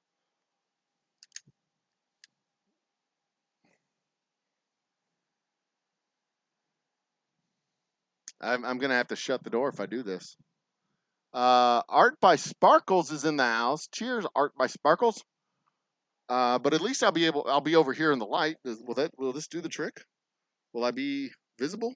Or is it gonna be too dark to see? Dark to see me is probably good, right? But anyway, so I can focus my marketing efforts. So instead of having to spend $25,000 to market to all of the city of Houston, I can spend $300 and advertise to just the 60,000 or so people and the 50,000 or so people in this specific market, Humble, Kingwood, Atascocita. It works out really good that way, and that's I appreciate you people going onto your social medias and giving them all of your personal information, because that personal information is what I buy. That's what Facebook sells me, because I can get very granular with my marketing searches. So I do appreciate that. I am glad to know when your birthday is, because I can focus in. I can actually target my advertisements to people whose birthdays are in the current month, so that somebody from Vinton, Texas was trying to call me. It goes right to voicemail. So that they can be reminded, hey, it's your birthday. Do something nice for yourself. Get yourself a bottle of Old Humble Whiskey. And I can cut that to people within 20 miles of my distillery and have their birthday in the month of March. And then they'll say that's about 800 people. And I'll say, fantastic. Here's $200. Bombard them with advertisements. Thank you. So props to you fine folks for telling Facebook how I can reach you.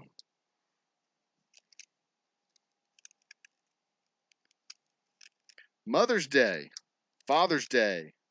Hey, Father's Day's coming up. So I only want to send those advertisements out to men who have children. So it'll be the month of May and June. They have children and they're men. Boom. Oh, that's about 600 people in this area whose information they have, that they have a birthday this month, or it's Father's Day this month. They're men, Father's Day, and they have children. Because, you know, they're probably men, they're on Facebook, whatever, but Facebook doesn't know that they have children because their children are too young to be on Facebook. They're not connected. They're not, you know, whatever reasons.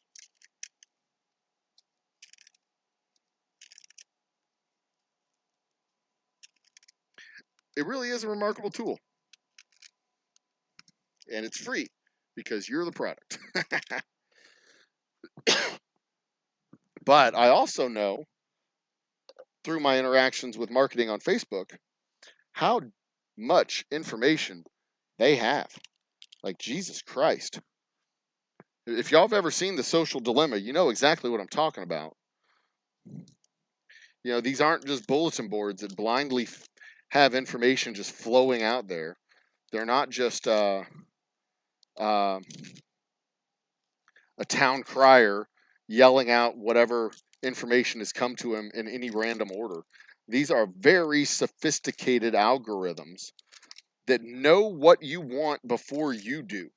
They know what you want based on your search history. They know what you like based on your viewing preferences. They know what you like before you know what you like because they have predictive algorithms and they present to you your feed. That's why your feed is what it is, because it's a predictive algorithm and they're like, "Oh, well they like this, let's give them that too. They like these, well let's give them some of those." People with this behavior tend to do this. Feed them that stuff. That'll keep them engaged. Get them more clicks. Sell them more advertisements. That's what they're doing.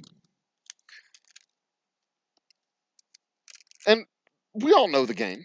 Even if we don't know, like, even if we can't explain it, we know it. We're a part of it. It's intuitive. You know, people tell you about this, and you're like, well, yeah, obviously, we know that. And I'm sure right over there in chat, there's at least 3 comments telling me they'll also blah blah blah blah blah. Microphones can hear blah blah blah blah blah. Like, yeah, I know, y'all know. We all know. We're all part of the same ecosystem. We're all part of the same thing. Not fooling anybody. We know.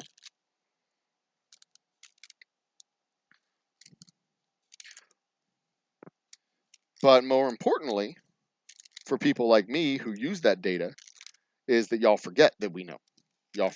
You know it, but you forget sometimes, and you put your information out there on the web. And again, thank you. If it weren't for y'all doing that, it would be very hard for me to advertise through those social media channels, which is exactly the best advertising weapons I have right now. If Facebook ever figured out how valuable they were to people like me, their prices would go through the fucking roof and I wouldn't be able to afford it. Let me sit down for a second. I got a little Sprite over here from Whataburger that I was eating. Let's come up to host number 2. Picture in picture. Can we do that?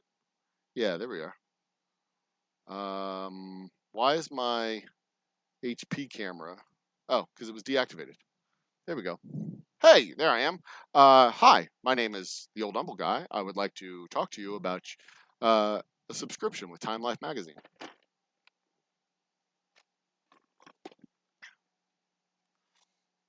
Art by Sparkle, you're 100% correct.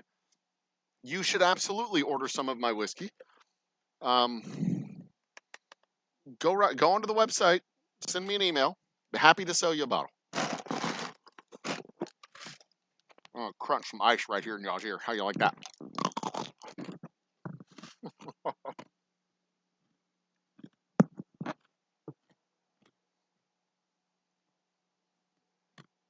Um, oh, see, that's the really cool thing, Vanessa. Vanessa says most emails are never opened or acknowledged because, well, junk is junk. I get about a 50% success rate on my emails that I send out. Because the emails that I send out are, well, the emails that are sent out are to people who've specifically subscribed to my mail list. So I get about a 50%, 40 to 50% success rate. I send out when I send out my newsletter emails, they go out to about 700 or so, 700 to 800 people, and we get between 300 and 500 people opening it every single time. It's a pretty high. It's a pretty high success rate on my emails specifically, but also, um, the Facebook post advertisings, they don't matter. You don't have to open those; they just come across your feed. Dustin didn't hear UK in there. Is Kentucky in the bracket still? San Diego, Furman. There's Alabama, San Diego, Crichton, Princeton. There's Kansas State. There is no UK in the bracket. Crichton, Princeton, Bama, San Diego, Houston, Miami, Xavier, Texas, Arkansas, UConn. Or I'm sorry, UConn and Gonzaga. There's no UK unless you mean K State. So, um, so there we go. But I do want to remind people who look right up here above my right shoulder. We're at 1,920 subscribers. Yesterday we were at 1,907. Today we are just above 1,920. The exact number is 1,924. So that's super duper exciting. We are 76 subscribers away from 2,000 subscribers, which is the goal for the end of the month so that we can have our 2,000 subscriber special on the 31st. If we don't have 2,000 subscribers on the 31st, I'm not doing the show. Or I might do the show, but we won't give away a bottle of whiskey. We're giving away a bottle of whiskey because we'll have 2,000 subscribers. If we don't have 2,000 subscribers, we're not doing it. So suck it.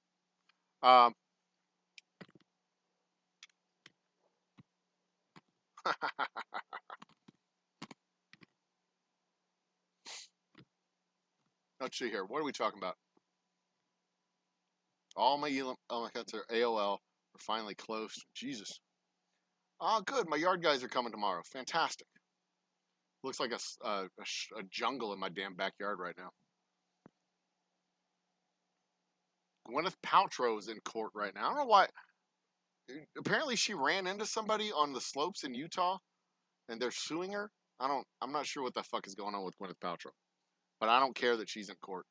It makes no difference to me, and I'm tired of seeing updates about Gwyneth Paltrow in court. So, um, that's what. Don't see UK in there, but clearly who cares? Is the University of Kentucky women's team in the brackets? What time will the special show start on the 31st? I believe, let me look and see. Content. And yeah, you must be present to win. Let's see here. Live.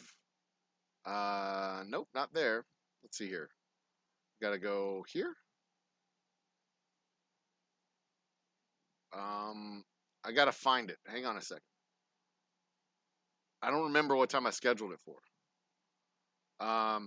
Scheduled for 3:31 at 8:30 p.m. Here's the copy the link. My SEO on that is bad. I need to fix it. It says terroir as one of the tags. All right, there it is. There's the link to the show on the 31st. All right. I'm resting my legs right now. I want to get back up and get to work, but I've been standing all damn day. All right. Are we ready? We ready to finish this off? Let's do this. Okay. Back to chat. 8:30 Central Standard Time. Yes, sir. 8:30 Central. We work on Central Time here in Texas, partners. Put this back on live. Minimize the window. All right. So next step is to driving near Boston on 31 and back. Hanscom ADV in a lumberyard. Okay. Air Force Base, right. All right. Why is that? God damn it. HP live cam needs to go away. There we go. All right. So now the next step in this process is using the heat gun to seal the bottles, to seal the little shrink tabs on the bottles. So I need to get my extension cord and my heat gun.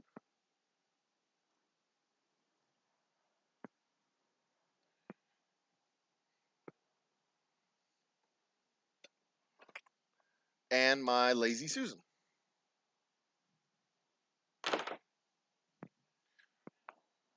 So it's super duper high tech equipment that I use to make sure that I get an even heat on my labels. Wash this off real quick. Everything's covered in sawdust. Which, you know, again, cool aesthetic.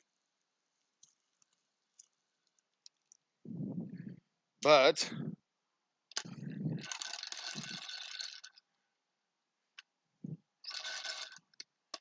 all right. It's cool aesthetic, but it's also just filthy. And I need to do something about that. And I will. I'll go through here and I'll clean this place up. Probably not today, but probably over the weekend. You know, I got to make it presentable.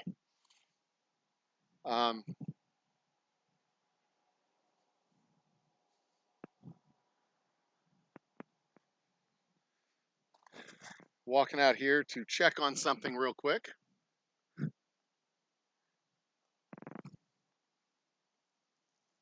And then we'll get back at it. Just give me just a second.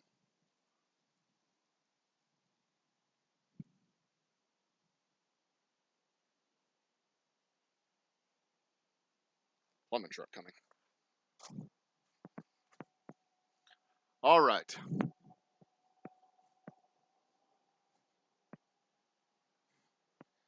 All right. Everything's in order. Everything's in place. Heat gun comes out. The fuck is that? All right. I do. I need to do a serious deep cleaning through here. I mean, I really do. I like the sawdust.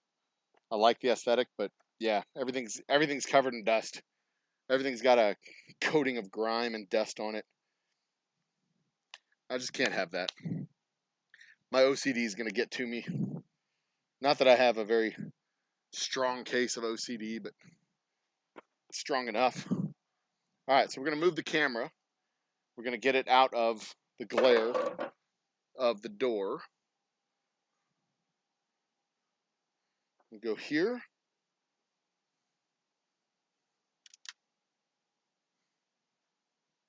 There it is. How far can I move this? Let's see here. There? Is that where I want it to be?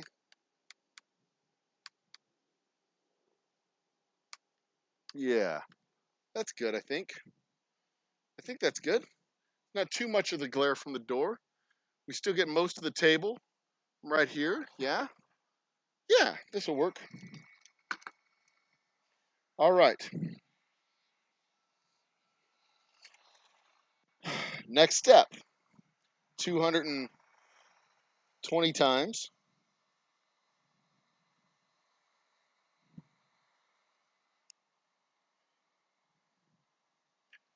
We run it across the necks.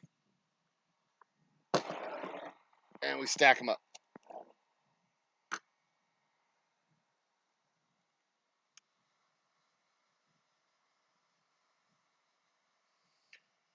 I do have a performer who has recently contacted me. So we might work on building a music program, a live music program, rebuilding a live music program here at the distillery. But I really would like to get our tasting room built out, have air conditioning, bathroom, all the things that we need for a, proper event space here.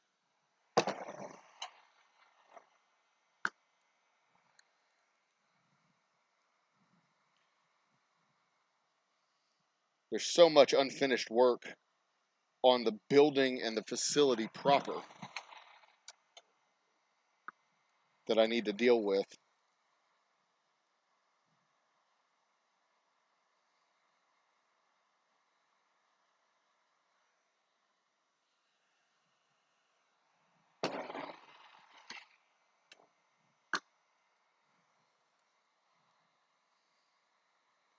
I've put that way far away. Probably had to bring those back a little bit. Not have them quite so far down on the table. Make it a little bit easier for me to reach it. I don't know why I do shit like this. Alright, who's talking to me? What do we got?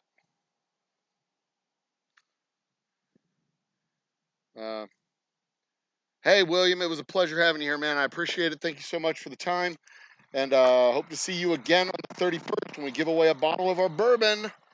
And a shot glass and our shot glass tote. I should probably get a picture of what I'm giving away, add it to the thumbnail of the show.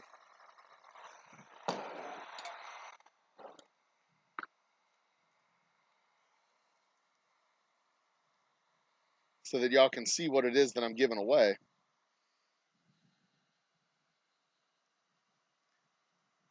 And what I think I'm going to do, I've shellacked the first couple of boards, but what I think I'm going to do is stain the boards with an American oak. I don't think I want to use shellac. I want to use that American oak stain that I used and then hit it with some wax to seal it. I don't think I want to shellac them. I don't like the way the shellac is working on them. But I did like the color of the first ones that I did, the first paddles for flights, the flight paddles that I did. I liked the stain on that. It's not unlike this stain. This is the same stain. American Oak Barrel is what it's called.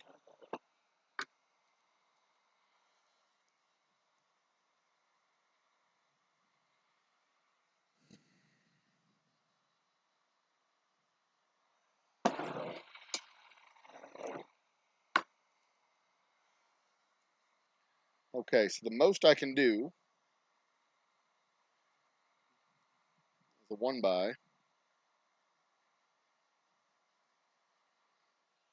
on this side, right there.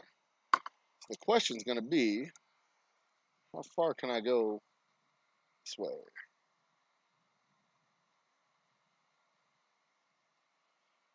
So this is how I entertain myself. Can y'all see this? Yeah, you kind of can. This is how I entertain myself when I do my bottles. I stack them.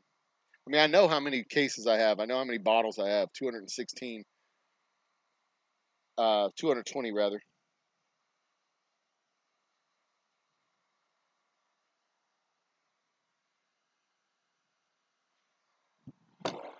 So I start making patterns.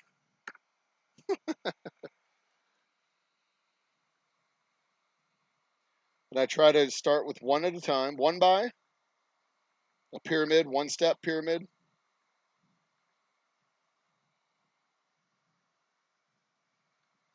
And I can only do this much on this side. But now I can start working on this one. See how much I can, how far out I can go with one. So this is going to cost, it's going to take 12 rows to go all the way down.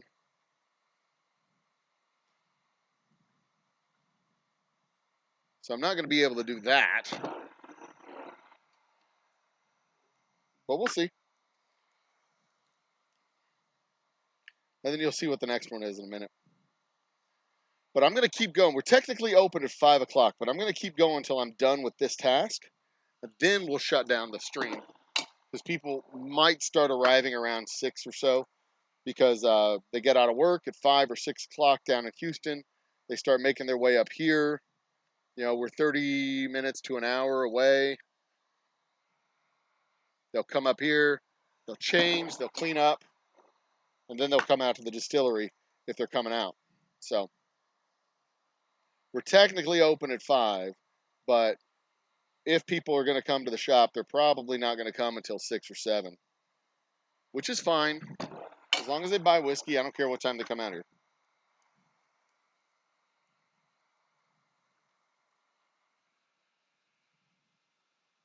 As long as it's before 9 o'clock, because I'm not staying out here all night.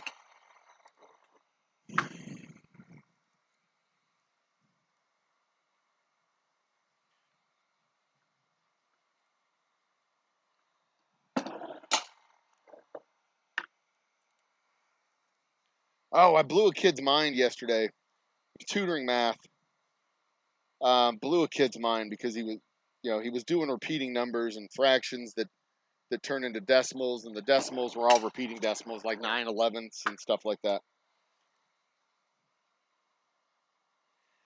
And he wrote down a number like 0.616 repeating.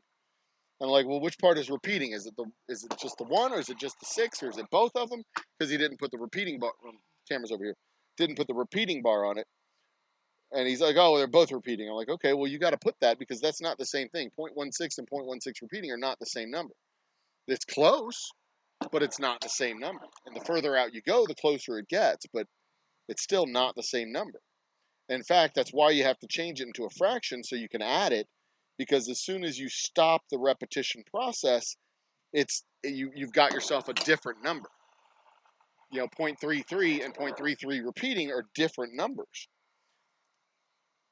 And 0.33 times 3 is 0.99, but 0.3 repeating times 3 is 1. And technically speaking, if you want to get really technical about it, you can't multiply 0.3 repeating unless you put it into a fraction, because the fraction is a finite number. The fraction is a specific finite number, 1/3. But 3.3 repeating, 3/10 repeating, 33/100 repeating is not a finite number. It's a number that goes on and on and on forever and ever and ever. It's a number that never ends. It's a process of adding another 3. That's what that bar means. That's what that ... means. It means you're adding another number. You're constantly adding another number. And if you ever stop adding another number, you've changed the number, because 0.333333 100 times 3 is 0.99999 100 times. It's not 1. But 1/3 times 3 is 1. Does that make sense? And he's just looking at me with this, pie-eyed face, or this moon-eyed face, and it does not make sense. And I chuckle. I say, it gets even weirder when you look at a number like pi, or the square root of 2. That's not a repeating number. It's an infinite number that doesn't repeat. It's a non-repeating irrational number. Because those numbers, again, they don't repeat. And he said, but we multiply by pi. I'm like, yeah, we multiply by pi, but we multiply by pi the symbol. And if you do enough multiplication with, you do enough calculations with pi the symbol, either it washes out with a division problem eventually, because you divide by another circle or something like that, or we just leave it as pi. We don't actually remove the symbol. We just leave the symbol in there, because that's the only way you can have an accurate measurement of a thing times pi, is if you just leave it as a symbol in symbolic form, because the symbol pi represents the number that goes out infinitely. The symbol pi represents the calculation of circumference divided by diameter. The symbol pi is all of that stuff. But as soon as we start writing it out, as soon as we put it down on paper, when that pencil stops, It's an estimate. It is no longer an accurate representation of that computation, because as soon as that pencil stops, there's some digits, and for most of human history, it doesn't matter. 3.1415 is enough. That's as accurate as you need to be. But when you're talking about the size of an infinitely large circle, and you drop off a couple of digits, well, now you're messing with millions and trillions and billions of light years of area, the square light years of area, and you're messing with computations that need a little bit more precision, because we're talking about super duper large numbers. And he's just like, I'm like, yeah. And you know what? It gets even weirder, because 0.9 repeating is 1. And I swear I could hear his brain snap inside of his head and bounce around the inside of his skull, as that elasticity of knowledge just completely shattered everything that he knew. Like, but 0.9 repeating isn't 1. I know, it took me a long time to come to grips with that fact too, but it is. Because if there's, for two numbers not to equal each other, there has to be a number in between them, right?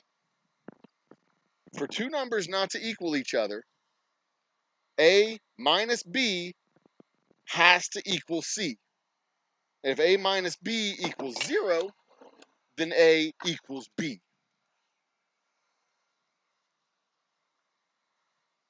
And, well, for one thing, you can't, for the same reason you can't multiply 3 repeating, you can't multiply or subtract 9 repeating. But, conceptually speaking, there is no number larger than 0.9 repeating. Ergo, it is the same number as the number immediately after it. There's no number between 0.9 repeating and 1. There's no number larger than 0.9 repeating, such that 0.9 repeating is less than x and x is less than 1.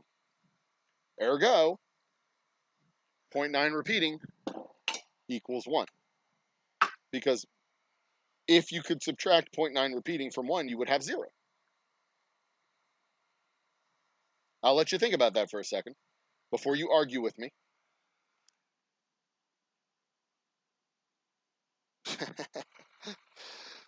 I'll let you think about that for just a second. I know Vanessa Kitty already knows the facts. She knows how this is. I'll let y'all think about it. You can argue with me if you want to. But you can't, because I'm right.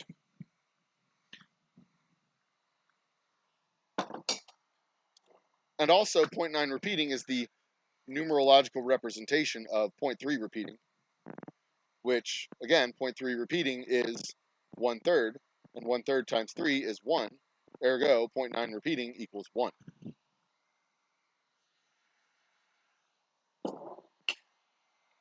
But, more importantly, you can't add, subtract, multiply, or divide 0.9 repeating, because it is a process, not a number. And you can't stop the process without changing the number.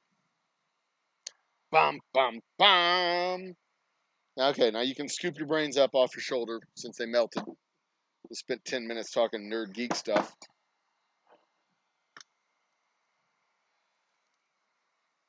But I don't care, because I like nerd geek stuff.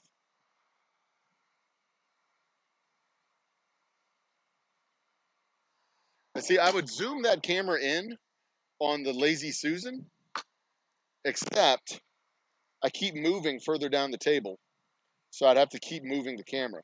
If I ever get one of those camera tracking or movement tracking cameras, I'll do that. 2, 3, 4, 5, 6, 7, 8, 9, 10. 2 more rows.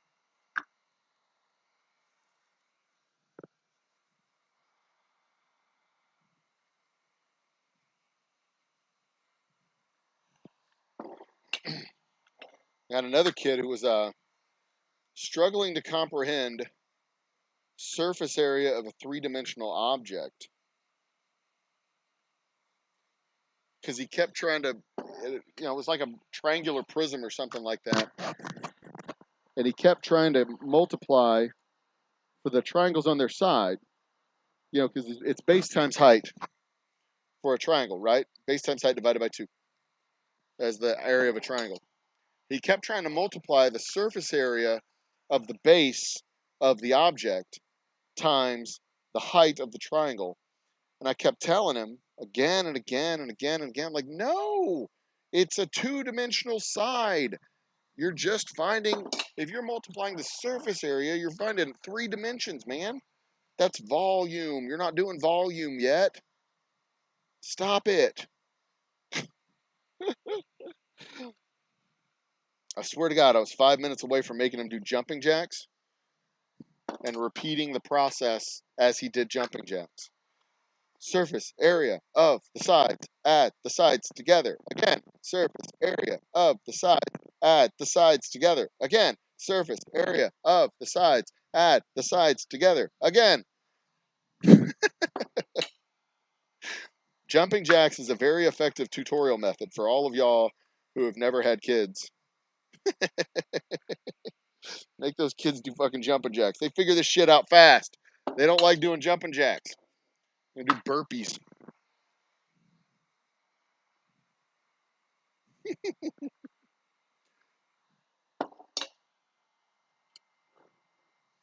All right, so I got as far as I could going one bottle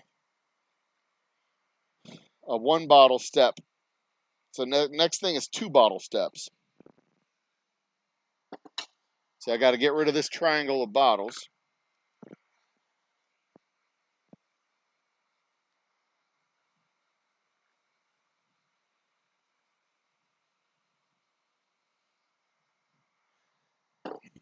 All right. So I have 1, 2, 3, 4, 5. 1, 2, 3, 4, 5, 6, 7, 8, 9, 10, 11, 12. 5 cases here, 60 bottles. I was able to get through 60 bottles at a 1 step. And I have 1, 2, 3, 4, 5, 6, 7, 8, 9, 10 more. It would have been this row right here. I could actually do that. In fact, I'm gonna. Can I? Yeah.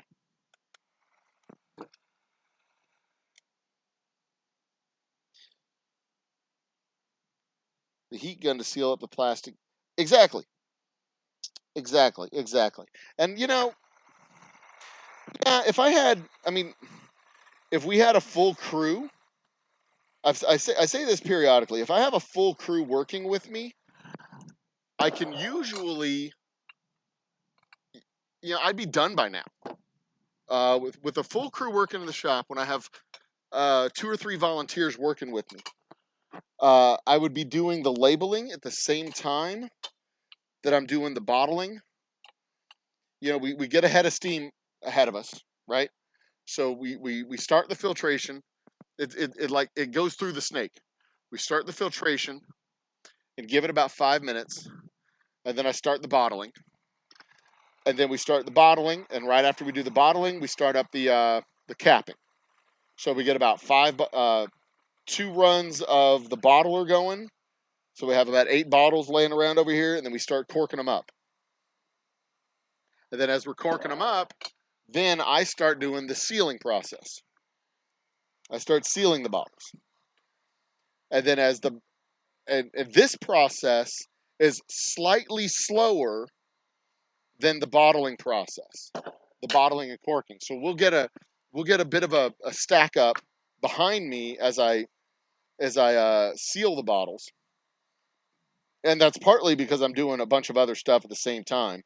I'm checking on the filters, I'm checking on the barrels, I'm checking on the whiskey, I'm making sure the machines are running. You know, I'm running around doing all the stuff, and then I come back and I seal up some bottles.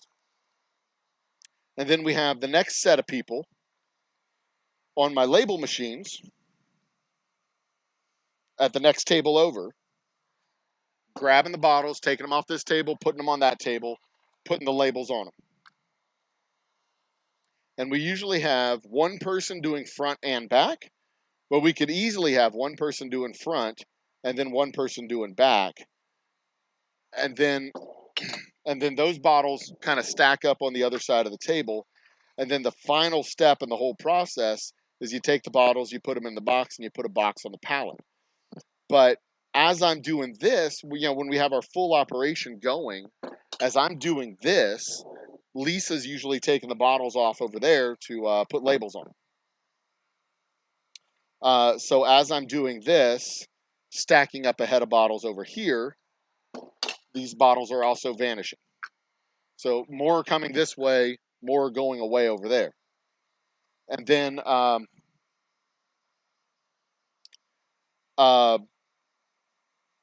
in the time it takes usually to fill up the bottles, and the time that it takes to fill the bottles, we've usually just about labeled them up. And at the end of the entire process, there's about 2 cases of bottles on the table in process. There's about 2 cases between when this is empty. There's usually 2 cases waiting to be sealed up, and maybe a case to 2 cases over at the bottler or at the labeler, and everything else is pretty much ready to go into the boxes. Okay, so I got the one stepwise here. So now I'm going to start knocking it back to here to 2 to 2 to 2. This is the next step of the process for me. Whoops. So yeah, I mean, and eventually we're going to get to that point where we've got where we're doing like 3 or 4 cases or 3 or 4 runs a month. Right now, I'm managing my workload so that I'm not doing like 700 cases or 700 bottles a month or 70 cases a month. With our old distributor, that was really tough because they'd call up and they said, we need, 75 cases. I'd be like, well, shit. We're behind. I don't have 75 cases, and I'd have to come in and do 75 cases all at once. But with this distributor, and they do it like every 3 quarters or something like that, or every quarter, every 3 or 4 months, they put in this big ass order. And it was really tough to plan cash flow. It was really tough to plan marketing. It was really tough to do tastings because I'd go to the stores and I'd wipe out the stores, and then I'd turn around and come back. Then I'd have to sit around for 2 months waiting for the next order. And we'd get big fat paychecks, but the big fat paychecks would come after rent was paid out, and it was such a disaster. I couldn't maintain good cash flow or anything. And I couldn't get them to push those orders closer together.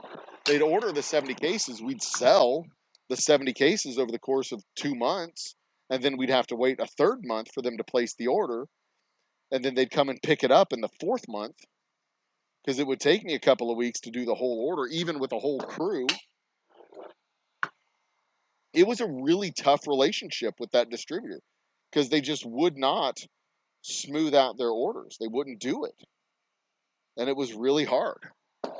But it's a much better relationship with this new distributor. Much better relationship. These guys, they place, 20 to 30 case orders every month.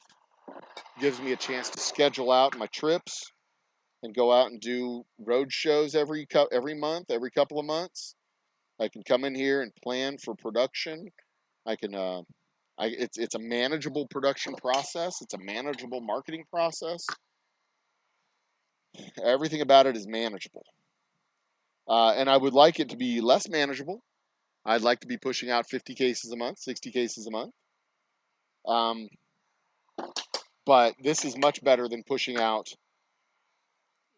50 cases every 2 months or every 3 months. It's just easier to manage this workload. It's easier to manage the supplies. It's easier to manage the process. It's easier to manage the production. It's just easier to manage every aspect of it. And when we get into the place where we're fully producing our own whiskey 100% of the time,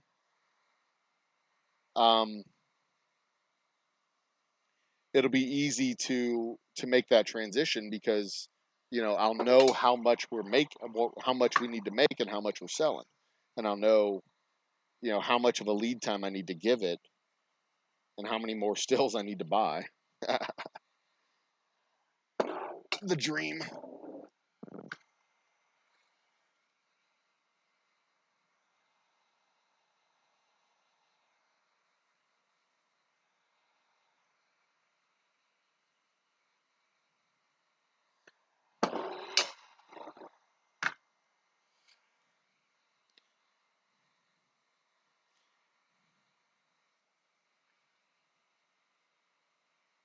Baby, baby, baby, when you touch me like that, and when you hold me like this, coming back to me. It's 4:35. We open in 30 minutes. Officially, technically. 1, 2, 3, 6. I think I got one more row I can wipe out here.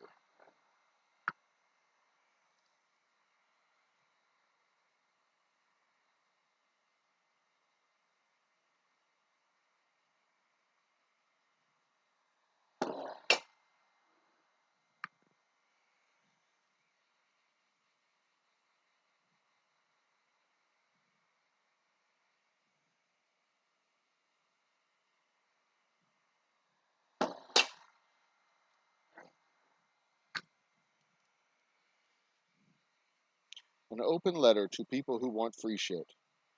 You're not as influential as you think you are.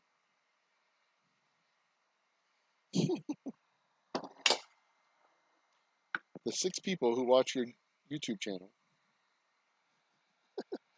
are not as valuable resource to us as you think they are.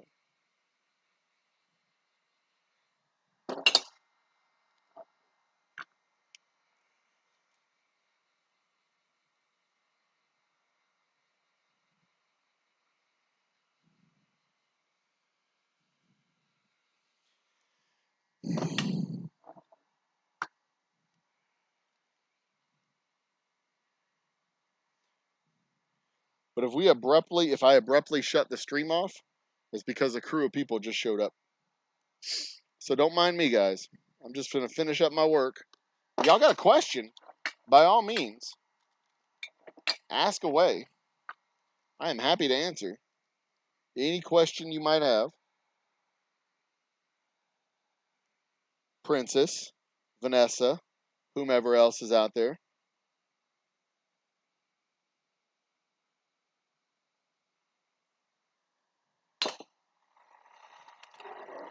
By the way, that's a fun hobby to have if you ever want to develop a new hobby. Anybody who says who, you hear people talking and they say who, correct their grammar and tell them it's whom. That's a fun hobby to have. It's hard to stick with it because you say I'm going to start doing this and then you just don't run into a bunch of people who say who. I just said who twice, but you don't run in that they don't say it that often in casual conversation. And you kind of forget to do it. But I'm telling you, it's really fun and a great way to make friends.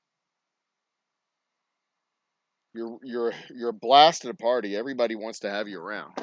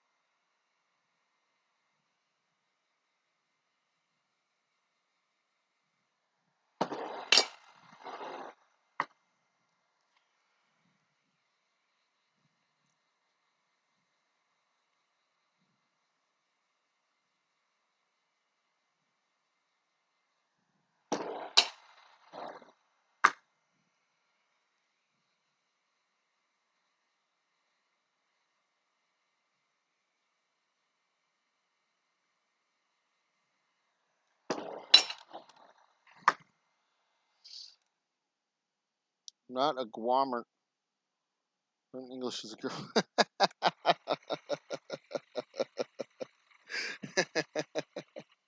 But see, that's the funnest part of this particular hobby. It's like you're not correcting people's English properly. You're just randomly incorrecting people's correct English.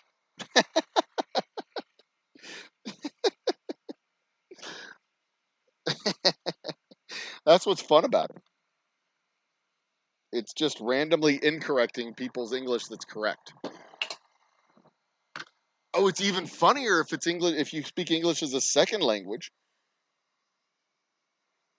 Because if you speak English as a second language, and they're like, "Yeah, whoever needs this," and you're like, "Whoa, whoa, whoa, whoever needs this," and you're and you do it with a thick, affected accent.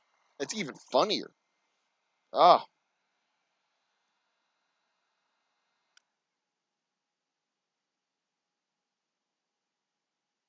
oh yeah, absolutely. It's one person could be doing one job. Yeah, in fact, it doesn't even take a full crew to do the whole thing. I'm talking about a full crew. Like there's one person here doing the filling and capping. Me, or one person on the heat gun, one or two people on the heat gun, one person on the front label, one person on the back label, one person on the boxing. So that's boxing, front, back, heat gun, possibly two heat guns, uh, filler, and possibly a corker as well. So possibly 7 people total. And then the whole job would be done in about an hour and a half to 2 hours for 18 cases. That's not necessary. It's not necessary because, as you said, you only really need to do the front half of it. You only need to have like 3 people working for it to all finish it all at once. And it would take,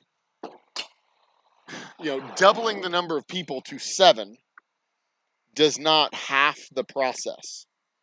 So 3 people, if me doing it by myself, it's a linear process. It takes an hour and a half to do the first part, an hour and a half to do this part. Um, and then an hour and a half to do the labeling, and then so let's call it 2 hours. 2 hours to do 2 hours for one, 2 hours for two, 2 hours for three. That's a 6 hour total job, right? And then the filling, the boxing up is another, like, call it an hour and a half because it takes about an hour to build the boxes and fill the boxes. Um, Tripling the workforce. So go from two, 4, 6, 7, 8, a full 8 hour day. Tripling the workforce collapses that down to about a 2.5 hour day. It cuts it by about 3/4. It cuts it down to a quarter of the time, from about 8 hours to about an hour and a half to 2 hours, just by tripling the workforce. And that is the most efficient, the largest increase in efficiency is tripling.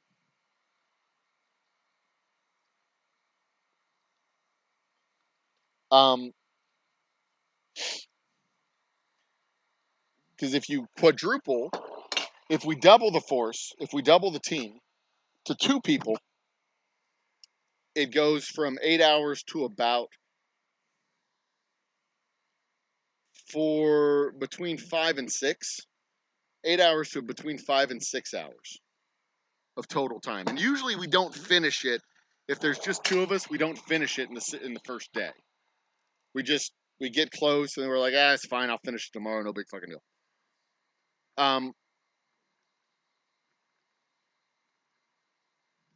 But when we triple the team, it drops it down to about 2.5, 2 to 3 hours.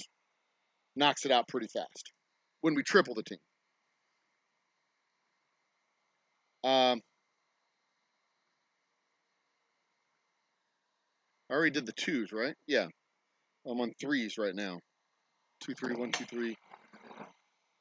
And then when we quadruple, when we add a 4th person, now we're just filling bodies, and it doesn't drop that time down below. We can't get the time down below 2 hours because it takes at least 2 hours to fill the bottles up. Now, what we can do at that point, when we start adding bodies to the adding people to the process, is we can do more in the same amount of time. So if we have 7 people or 8 people on the process, then, you know, instead of being done in 2.5 hours, we can work for 6 and do 3 times as much, because we don't end up with a backlog over at the labeling machine. And that's where the problem starts to stack up. Is, you know, we can do 3 people, and then you just collapse the process down to the end, where, you know, we're done over here, and then we double up over here, and we finish over here, and then we go over there and we finish it up. One person starts boxing it, I finish up labeling, the other person starts boxing it, and it's done. We just collapse the process to the end of the system, and we're done in 2 hours. But if we have more people, 6 people, 7 people, 8 people on the line working together all at once, then we can do 30 cases, 40 cases, 50 cases, 60 cases in a single day. And we don't have to worry about backlogs backing up stuff and clogging things up. I can just start stacking stuff up on pallets, and we can be done. We can be done for, we can be completely done with the process in a day for an entire month or 2 months or 3 months or 4 months worth of product. But it'd be better still, you know, instead of doing 8 people at work for a single day, doing 3 people over the course of a month, 3 people over 3 days, doing just 3 hours worth of work, 3 people for 3 hours, rather than 8 people for 8 hours. You know, that's 9 man hours versus 3 people for 3 hours is 9 man hours versus 8 people for 8 hours, which is 64.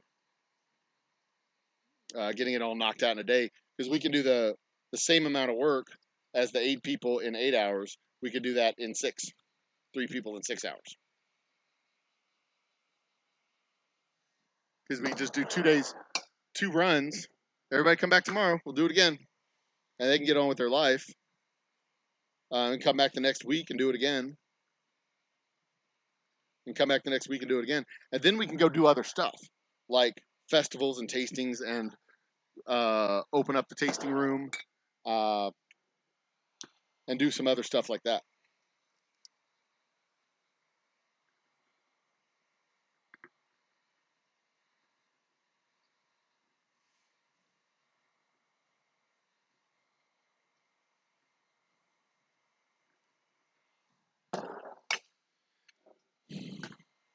And we can still do, you know, 20 cases a day for the whole week. We can do 100 cases in the week. And then me and my team of 2 can go off and do other stuff. Like I said, do the tasting. We do 100 cases in a week. If we have that much inventory, if we have that much product, we can pop out 100 cases over the course of a 5-day week. And then after lunch, you know, go start making sales calls on go start making sales calls with bars and restaurants and liquor stores and things like that in the afternoon, which is pretty much how my schedule breaks down when I'm not doing all of my goddamn computer work and marketing and shit like that. I get in here in the mornings and I do the work in the morning, or I do my computer work in the morning, and then in the afternoon I go off and do my distillery sales stuff.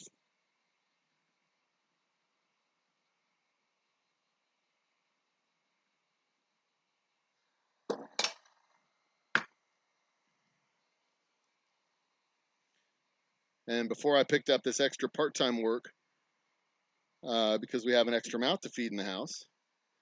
I was kind of doing that off and on. I'd have a whole lot of stuff that interfered with my ability to do that, but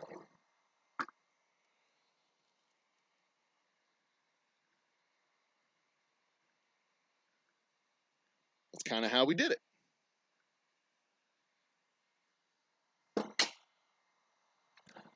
All right, so I need 4s now.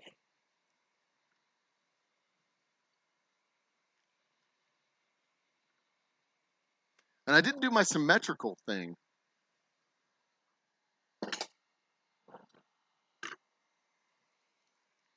Because I usually try and do it symmetrical too.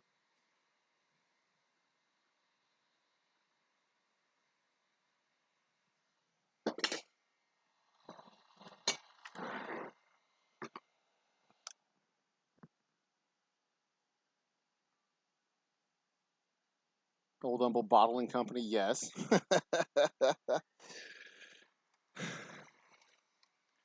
And yeah, you know, it'd be a nice problem to have of, you know, having to bottle up 50 cases a day. So we have to have a permanent 8 people working full time every day to bottle up whiskey every day. But we're not there. We're not selling 250 cases a month. It'd be a nice, like I said, it'd be a nice problem to have. We'd need a different facility.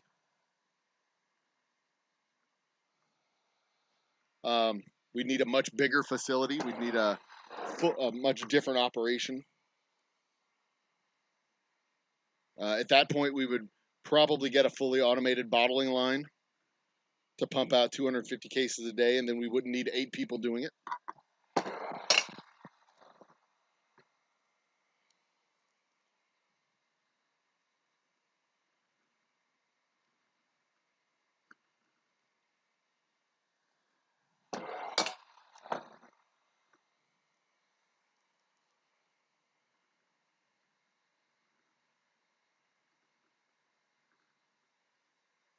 This, by the way, is the four stack.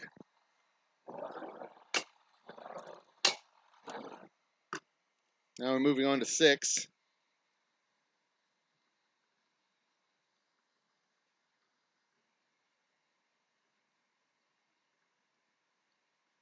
I'm getting hungry. I had lunch before I started streaming, but I'm getting hungry. Okay, this is 6 and 6 on this side. 1, 2, 3, 4, 5, 6. So I'm going to move this to 4 and 4, or 4. 3 rows of 4.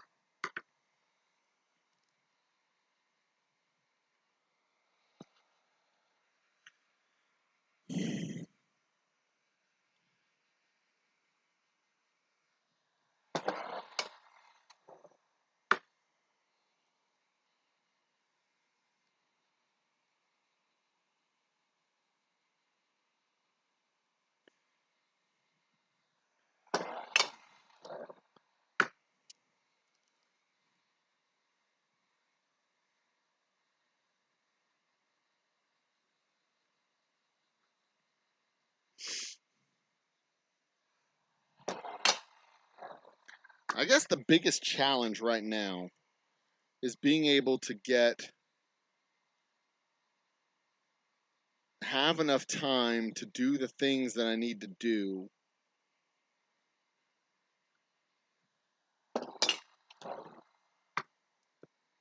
just in general. Because there's a lot of things that need to get done, like, you know, the mail lists and stuff like that, the computer work that needs to be done in my office.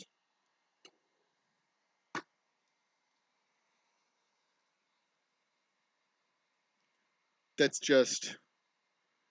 can't be done when I'm in my car driving between restaurants and bars and stuff like that. Liquor stores and restaurants and bars. And I guess I just need to drive my fat ass up to the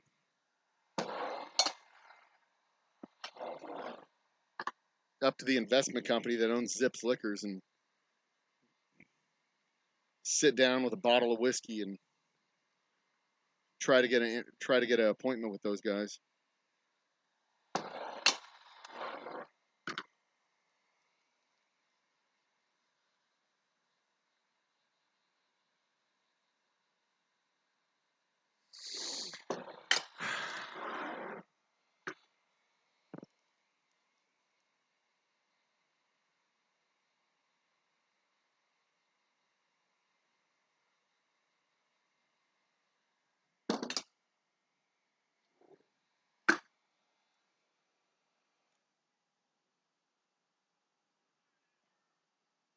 Only so much product.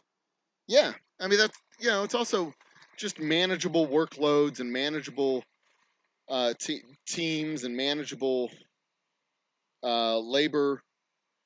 We're not General Electric. I can't afford to pay people just to be here.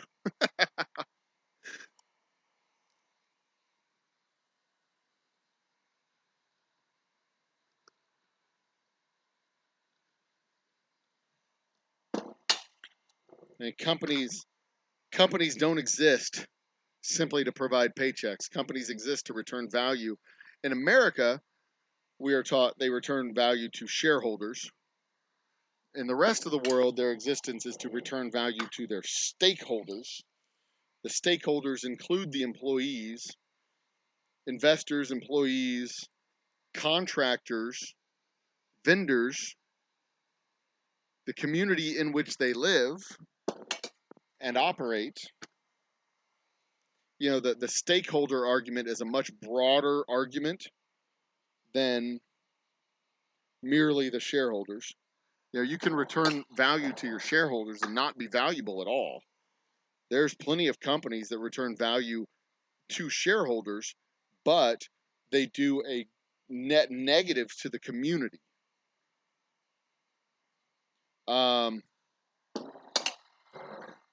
There's a lot of waste disposal companies that are like that. Waste Management is one. Just the garbage company. They're not. I mean, they try to do good. They try to do good, and they generally do good for their communities in which they operate. They take garbage away from your house. They contract with homeowners associations and cities and towns and counties and such in order to remove garbage, which is a value added service without question. Anybody who hasn't had garbage service knows that is 100% a value added service. But they also build giant landfills that can be pollution concerns, can uh, can soil the groundwater, inflict damage across wide swaths of the community, make huge areas uninhabitable, or at least unhealthy to be inhabited by humans. And that is a broader question of adding value to their stakeholders and doing well for the community. Because, not all landfill operators work the same. Tow truck companies, they're another group. They do a really good service. But some of them also, not as a whole, but some of them, individuals, inflict a tremendous harm on their community. Private prisons, coal power plants, coal mining operations in general.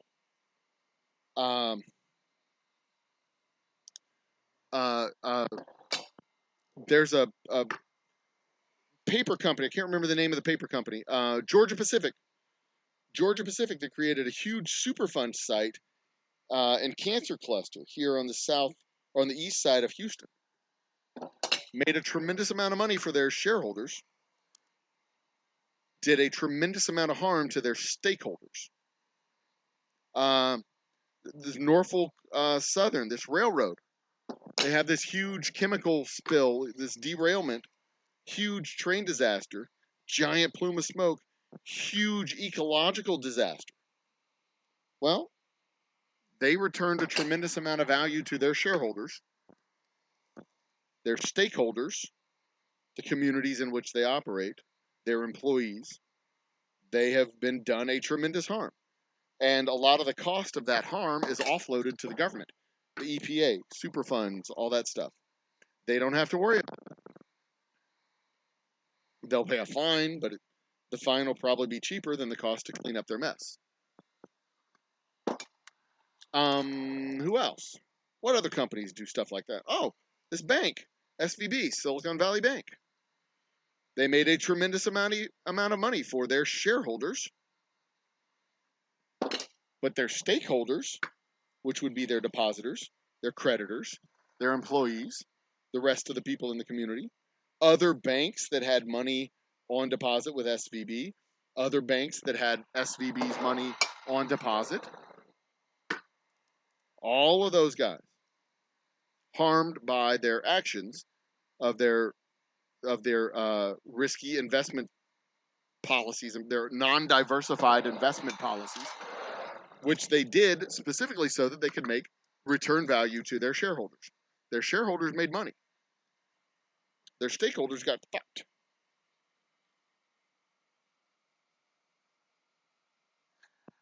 And it is entirely possible to return value to your shareholders. Huh?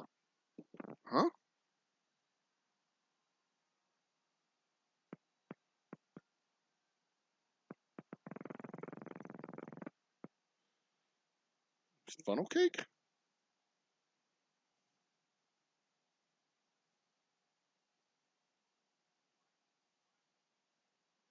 Is April 16th a Sunday?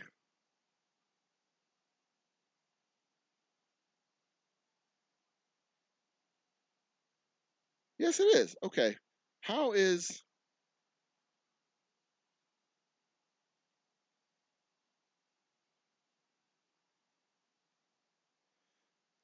my calendar.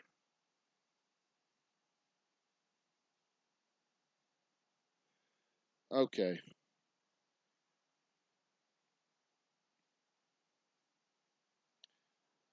All right, so what's next?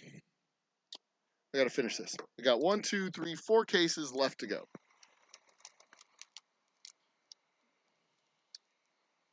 My wife is picking up my son at school, and there's a funnel cake truck at his school for some strange reason. We also got a notice today that one of the teachers at his school was removed from campus for an inappropriate relationship with her students. Her, female teacher. Although the message didn't say it was a female teacher. We found that out later. The message said one of the teachers, one of the students. The teacher had inappropriate text messages. I'm waiting for you in the shower. They had gotten a hotel room together. Yada, yada, yada, yada, yada. The whole nine. And of course, my questions were immediately, was it a dude or was it a chick? And if it was a chick, was she hot? Is she going to get off of these charges? Or are they going to blame the kid who was, let me guess, a football player who was taking advantage of a young 20-something-year-old teacher, and he's 17 anyway, so their ages aren't that different? Because, uggos don't get away with that shit. Dudes don't get away with that shit. But if you're a pretty chick, you can be all like, I was just vulnerable and in a bad place. I was going through depression, and he saw that I was hurting and took advantage of me. Me. Bullshit. You're a predator, bitch. That was the case, what was it, in the early 2000s with the hot blonde teacher, whatever her name was? That hot blonde teacher who was banging the 14-year-old. They were all like, he's taking advantage of her. She's going through a divorce. She's depressed. She's got mental illness. And that boy took advantage of our teacher, that poor teacher. Bullshit. I mean, he might have been looking for some teacher trim to grab, but nah. When you're a teacher, you know better. Don't be all like, yeah, he's 17, but, or 14, or whatever the hell the age was. And my son sends me a message this afternoon and says, so, my aquatics teacher has been out since Monday on a personal matter, and one of our teachers is a pedophile. he was real quick to put 2 and 2 together. And I'm like, yep, that sounds about right. It tracks.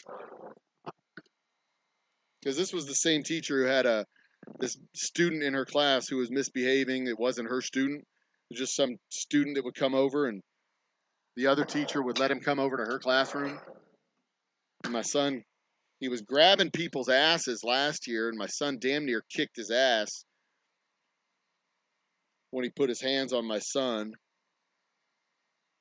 And my other son is in the same classroom, and he had a confrontation with this same fucking kid.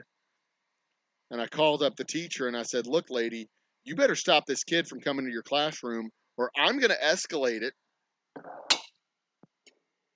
before my other son or both of my sons deal with this kid's behavior themselves. You need to deal with this, because if they get expelled from school, it's going to be on you.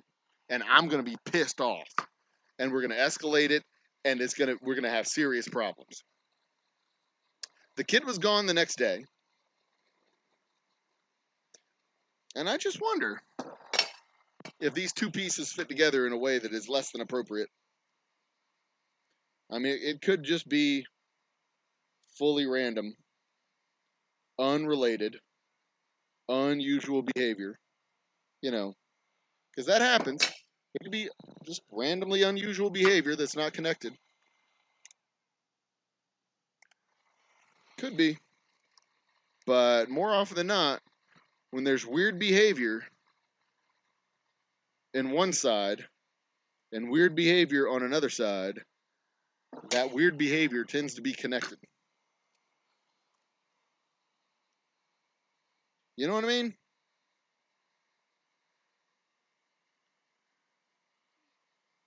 Like, guys aren't like cheating on their wives in a vacuum. There's like other stuff that happens. There's clues. You're not stealing money from your company in a vacuum. There's clues. You're not a disgruntled employee in a vacuum. There's clues. All of that stuff is clues. And you don't make bad decisions as a teacher. You don't have bad decision-making skills where you're banging a student and then have a different student come into your room acting like he owns the place and that he's impervious to behavioral norms just randomly. I mean, it's entirely possible that she's not in school for personal reasons completely and totally unrelated to this. Could have been an entirely different teacher who was busted for having an affair with a student.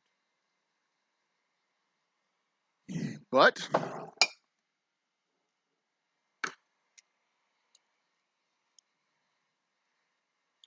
the law of simple things suggests that the plot is not that complicated.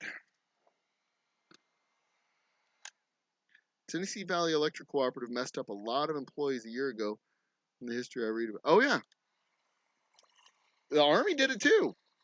The Army's done it with their radiation tests and nuclear tests. The idea, it's a uniquely American idea that companies owe their allegiance to shareholders and shareholders alone. The job of a company is to return value to a shareholder. If you do not own stock in the company has no responsibility to you whatsoever. That is a uniquely American perspective of corporate responsibility. A uniquely American perspective of corporate responsibility. Because in Europe, they're taught stakeholders. You have a responsibility to your community. I mean, look at Detroit. Look at Flint. Look at all these cities in Michigan. They built out infrastructure to handle employees, to handle an employee base, to handle a population base that would service these companies. And the company turned around and moved its production to someplace cheaper. They moved its production to someplace where they could get a tax abatement that already had the infrastructure built out. or was already building out the infrastructure. They closed their facilities, they went to cheaper production space, they went to larger production space, they went elsewhere because the companies did not feel that they had any responsibility to the towns themselves in which they were placed. So then you have, cities like Flint that have this huge infrastructure to handle 250,000 people, and only 500,000 people, or only 50,000 people live there. Or cities like Detroit that have a huge infrastructure that's able to support giant mega factories, but all the mega factories left town. Most of the mega factories left town. And you can talk about labor costs and blah blah blah blah blah blah blah, but those labor costs, that was part of the company's responsibility to their stakeholders. They have that's part of the responsibility to their stakeholders to make sure that their employees can have a home and be fed and exist, that the city can continue to exist. 2, 3, 4, 5, 6. 1, 2, 3, 4, 5. Well, hang on. 1, 2, 3, 4, 5, 6, 7, 8, 9, 10, 11. The fuck? 12.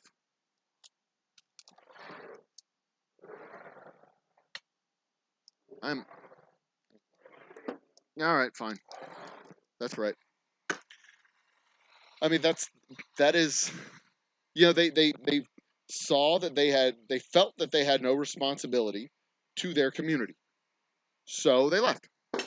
The NFL teams, they get cities to build them stadiums, and then they have no responsibility to their stakeholders, the cities that help them grow, that help them exist, that help them be.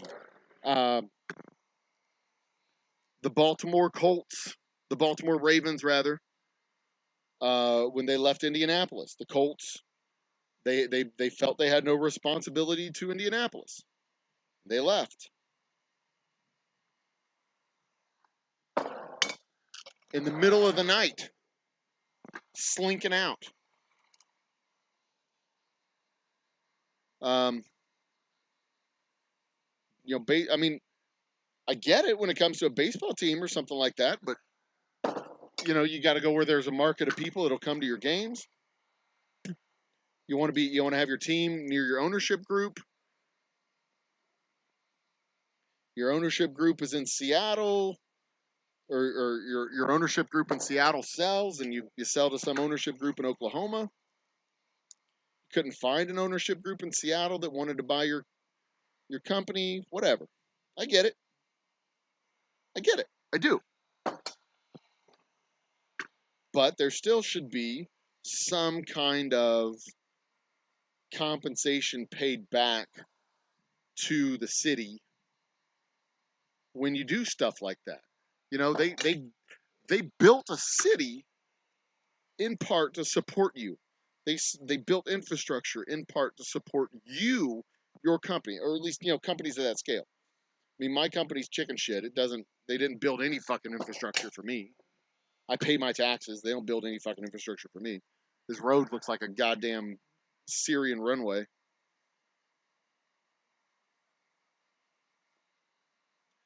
But, a company like Baker Hughes that has this huge facility up here on the north side of town that has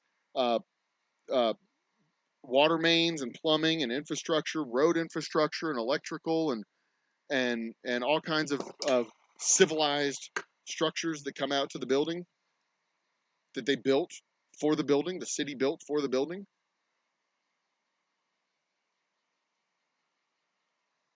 And they paid for some of it as part of the build out. The rich kid who thinks he can do anything. I mean, that's kind of, Amazon, when they were doing their global headquarters lottery for cities, they were making cities jump through hoops and bend over backwards and make all these promises to bring them to fucking headquarters, and it was all basically a sham just to get marketing and demographic information from these towns. Damn, I'm getting hungry. I'm really hungry. It is getting close to dinner time. But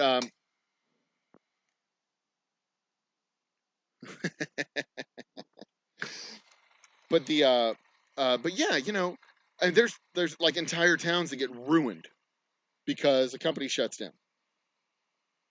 And entire towns that just go to shit. Um and part of it's global trade, the ability for companies to just move their factories. There's one I think it was Carrier, as a matter of fact, that or Train, one of those air conditioning companies. They had a facility in like Ohio, and then they built a facility in Mexico, and then they told the facility in Ohio that they were going to be competing with the facility in Mexico on productivity, cost, expenses, and all that. And of course, the facility in Mexico was cheaper than the facility in Ohio, but they sold their goods in the same places, so they were a better operation on paper. And they made a union plant in Ohio compete against a non-union plant in Mexico. I mean, talk about fighting with one hand tied behind your back. I mean, Jesus Christ, that's just not even fair. But yeah, they end up closing the factory because again, they have no corporate responsibility to stakeholders, corporate responsibility to shareholders, and the shareholders made out like bandits because the value of the company went up, up, up, up, up.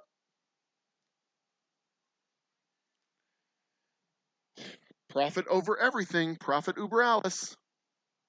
All right. So we've got 1, 2, 3, 4, 5, 6, 7, 8, 9, 10, 11, 12, 13, 14, 15, 16, 17, 18 times 12 is 200 and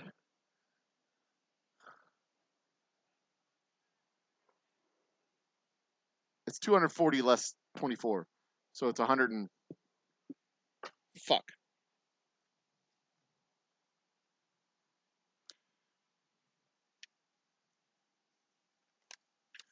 Shut up.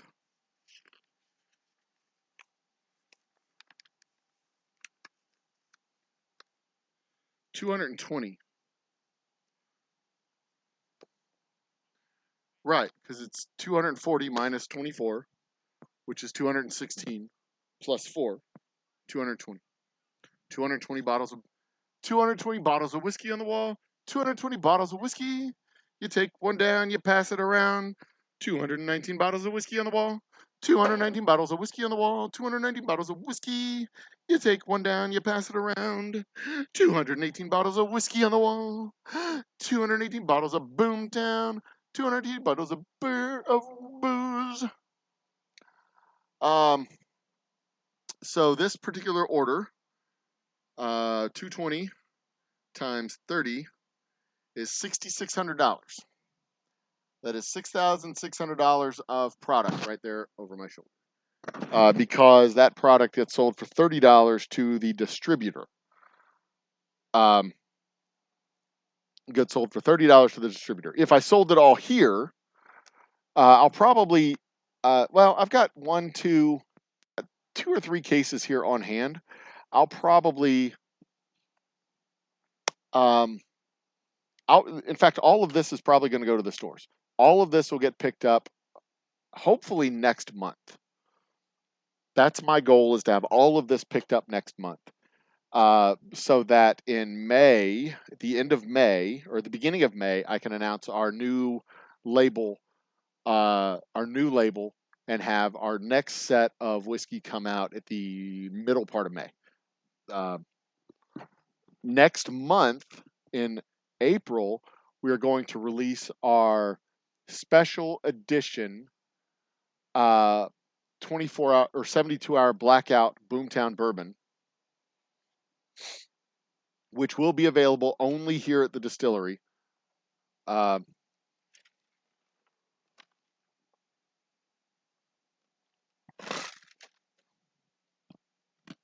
via special order. So there'll be that. Now, if I could figure out a way to get more traffic through the distillery, probably over the summer when we get the tasting room built out and air conditioning in here, and we get more people being able to cycle through, then I'll be able to sell more of this on site um, for its full retail price. But as it is right now, almost all of this is going to be going to the distributor. Um, and they should pick it up. My estimate is that they will be picking it up right around April 15th or so, because our road show starts on the 19th. So there you go. There you go. There ya go.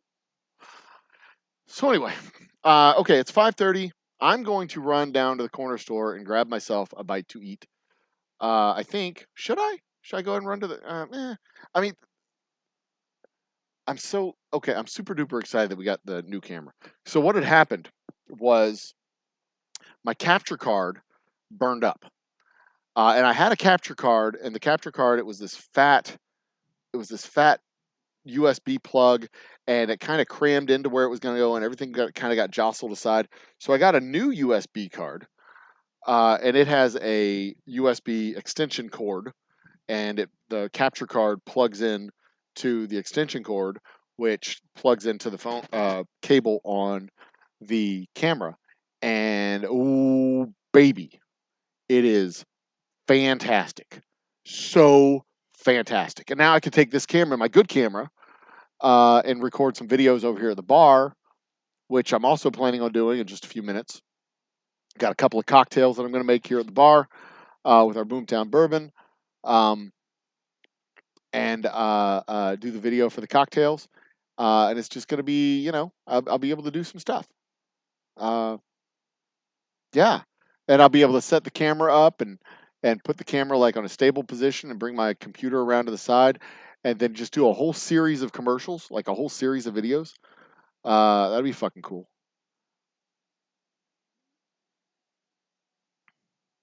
Thanks, Princess. Thanks for coming by. I really do appreciate it. Hey, Sunflowers, welcome to the party. You're right here at the very tail end of what I'm doing today. Um, did I freeze? No, I didn't freeze. You're right here at the very tail end. We just opened our doors at 5 o'clock, but like I was saying earlier, we're here in the suburbs of Houston. It's an hour from downtown. People are going to come home, change, clean up, then come out to the distillery if they're going to come out to the distillery today. I hope they do. I hope we get five or 10 people to come out, and I can sell some bottles of whiskey. I've got like 3 or 4 people that said they're going to come out, which is cool. I don't know what time the game is tonight. Let me see when Texas plays. Um, basketball schedule. Basketball schedule today that's NBA. I don't want NBA.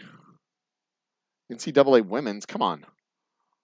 College basketball schedule. Today at 5:30, San Diego, Alabama. 6:15 p.m. Houston and Miami. Xavier in Texas is at 8:45. So I'm going to probably cut it off and then turn on March Madness and start watching some basketball. Go get me some food. Maybe I'll Uber eat some food. Maybe I'll call my wife and tell her to come bring me some food. And, woman, bring me a goddamn sandwich. I'll do that. If I don't like being married, I'll do that. But I do like being married, so I probably shouldn't. So the games today are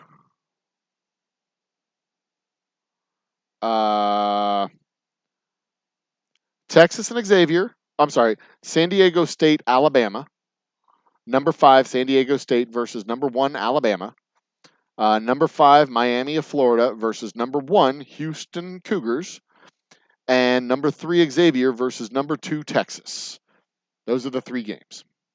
And the only one that really matters is the University of Houston. The other 2 I don't give a shit. The winner of the Texas Xavier game will face the winner of the Houston Miami game. So that's a relatively important game. Sweaty balls, man. It was Chef's chocolate salty balls. We had a lot of fun last night. That was a fun game. Um,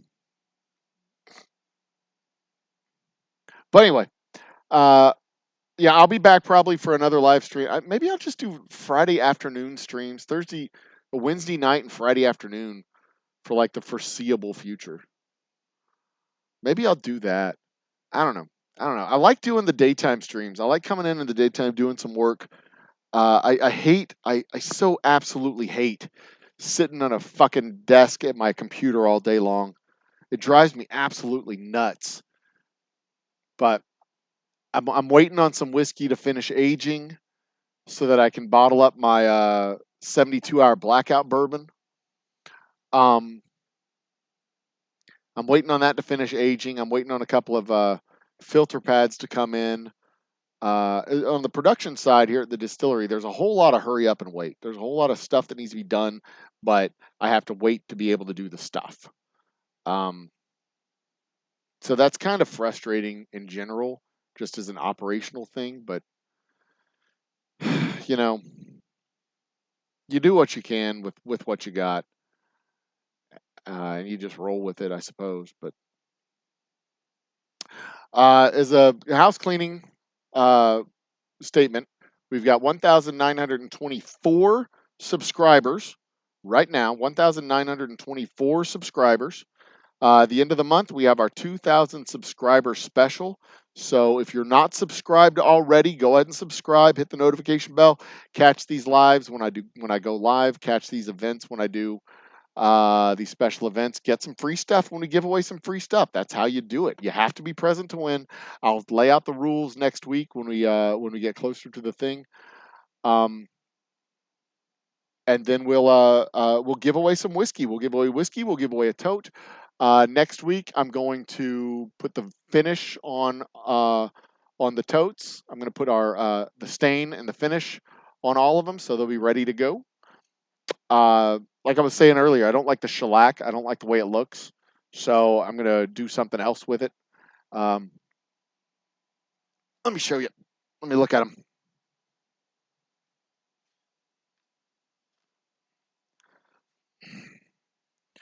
So this is the shellac stain. It's just an amber stain. I'm not a real big fan of it. I don't like it. This dark wood, this dark kind of aged, looks like it says it's American oak barrel is what this is. I like this stain, and we've used that stain on a couple of our tasting flight paddles. So I'm going to use that. I'm going to use that stain for our shot glass totes. But one lucky winner will go home with a bottle of Boomtown bourbon and where's my shot glass? And a shot glass tote for that bottle. One lucky winner, but you must be present to win.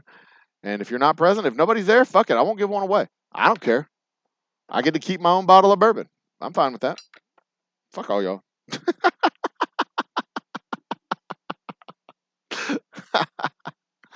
So anyway, basketball's on. I gotta go eat. I'm gonna come back, watch some basketball. I gotta plug my computer into the basketball machine over there.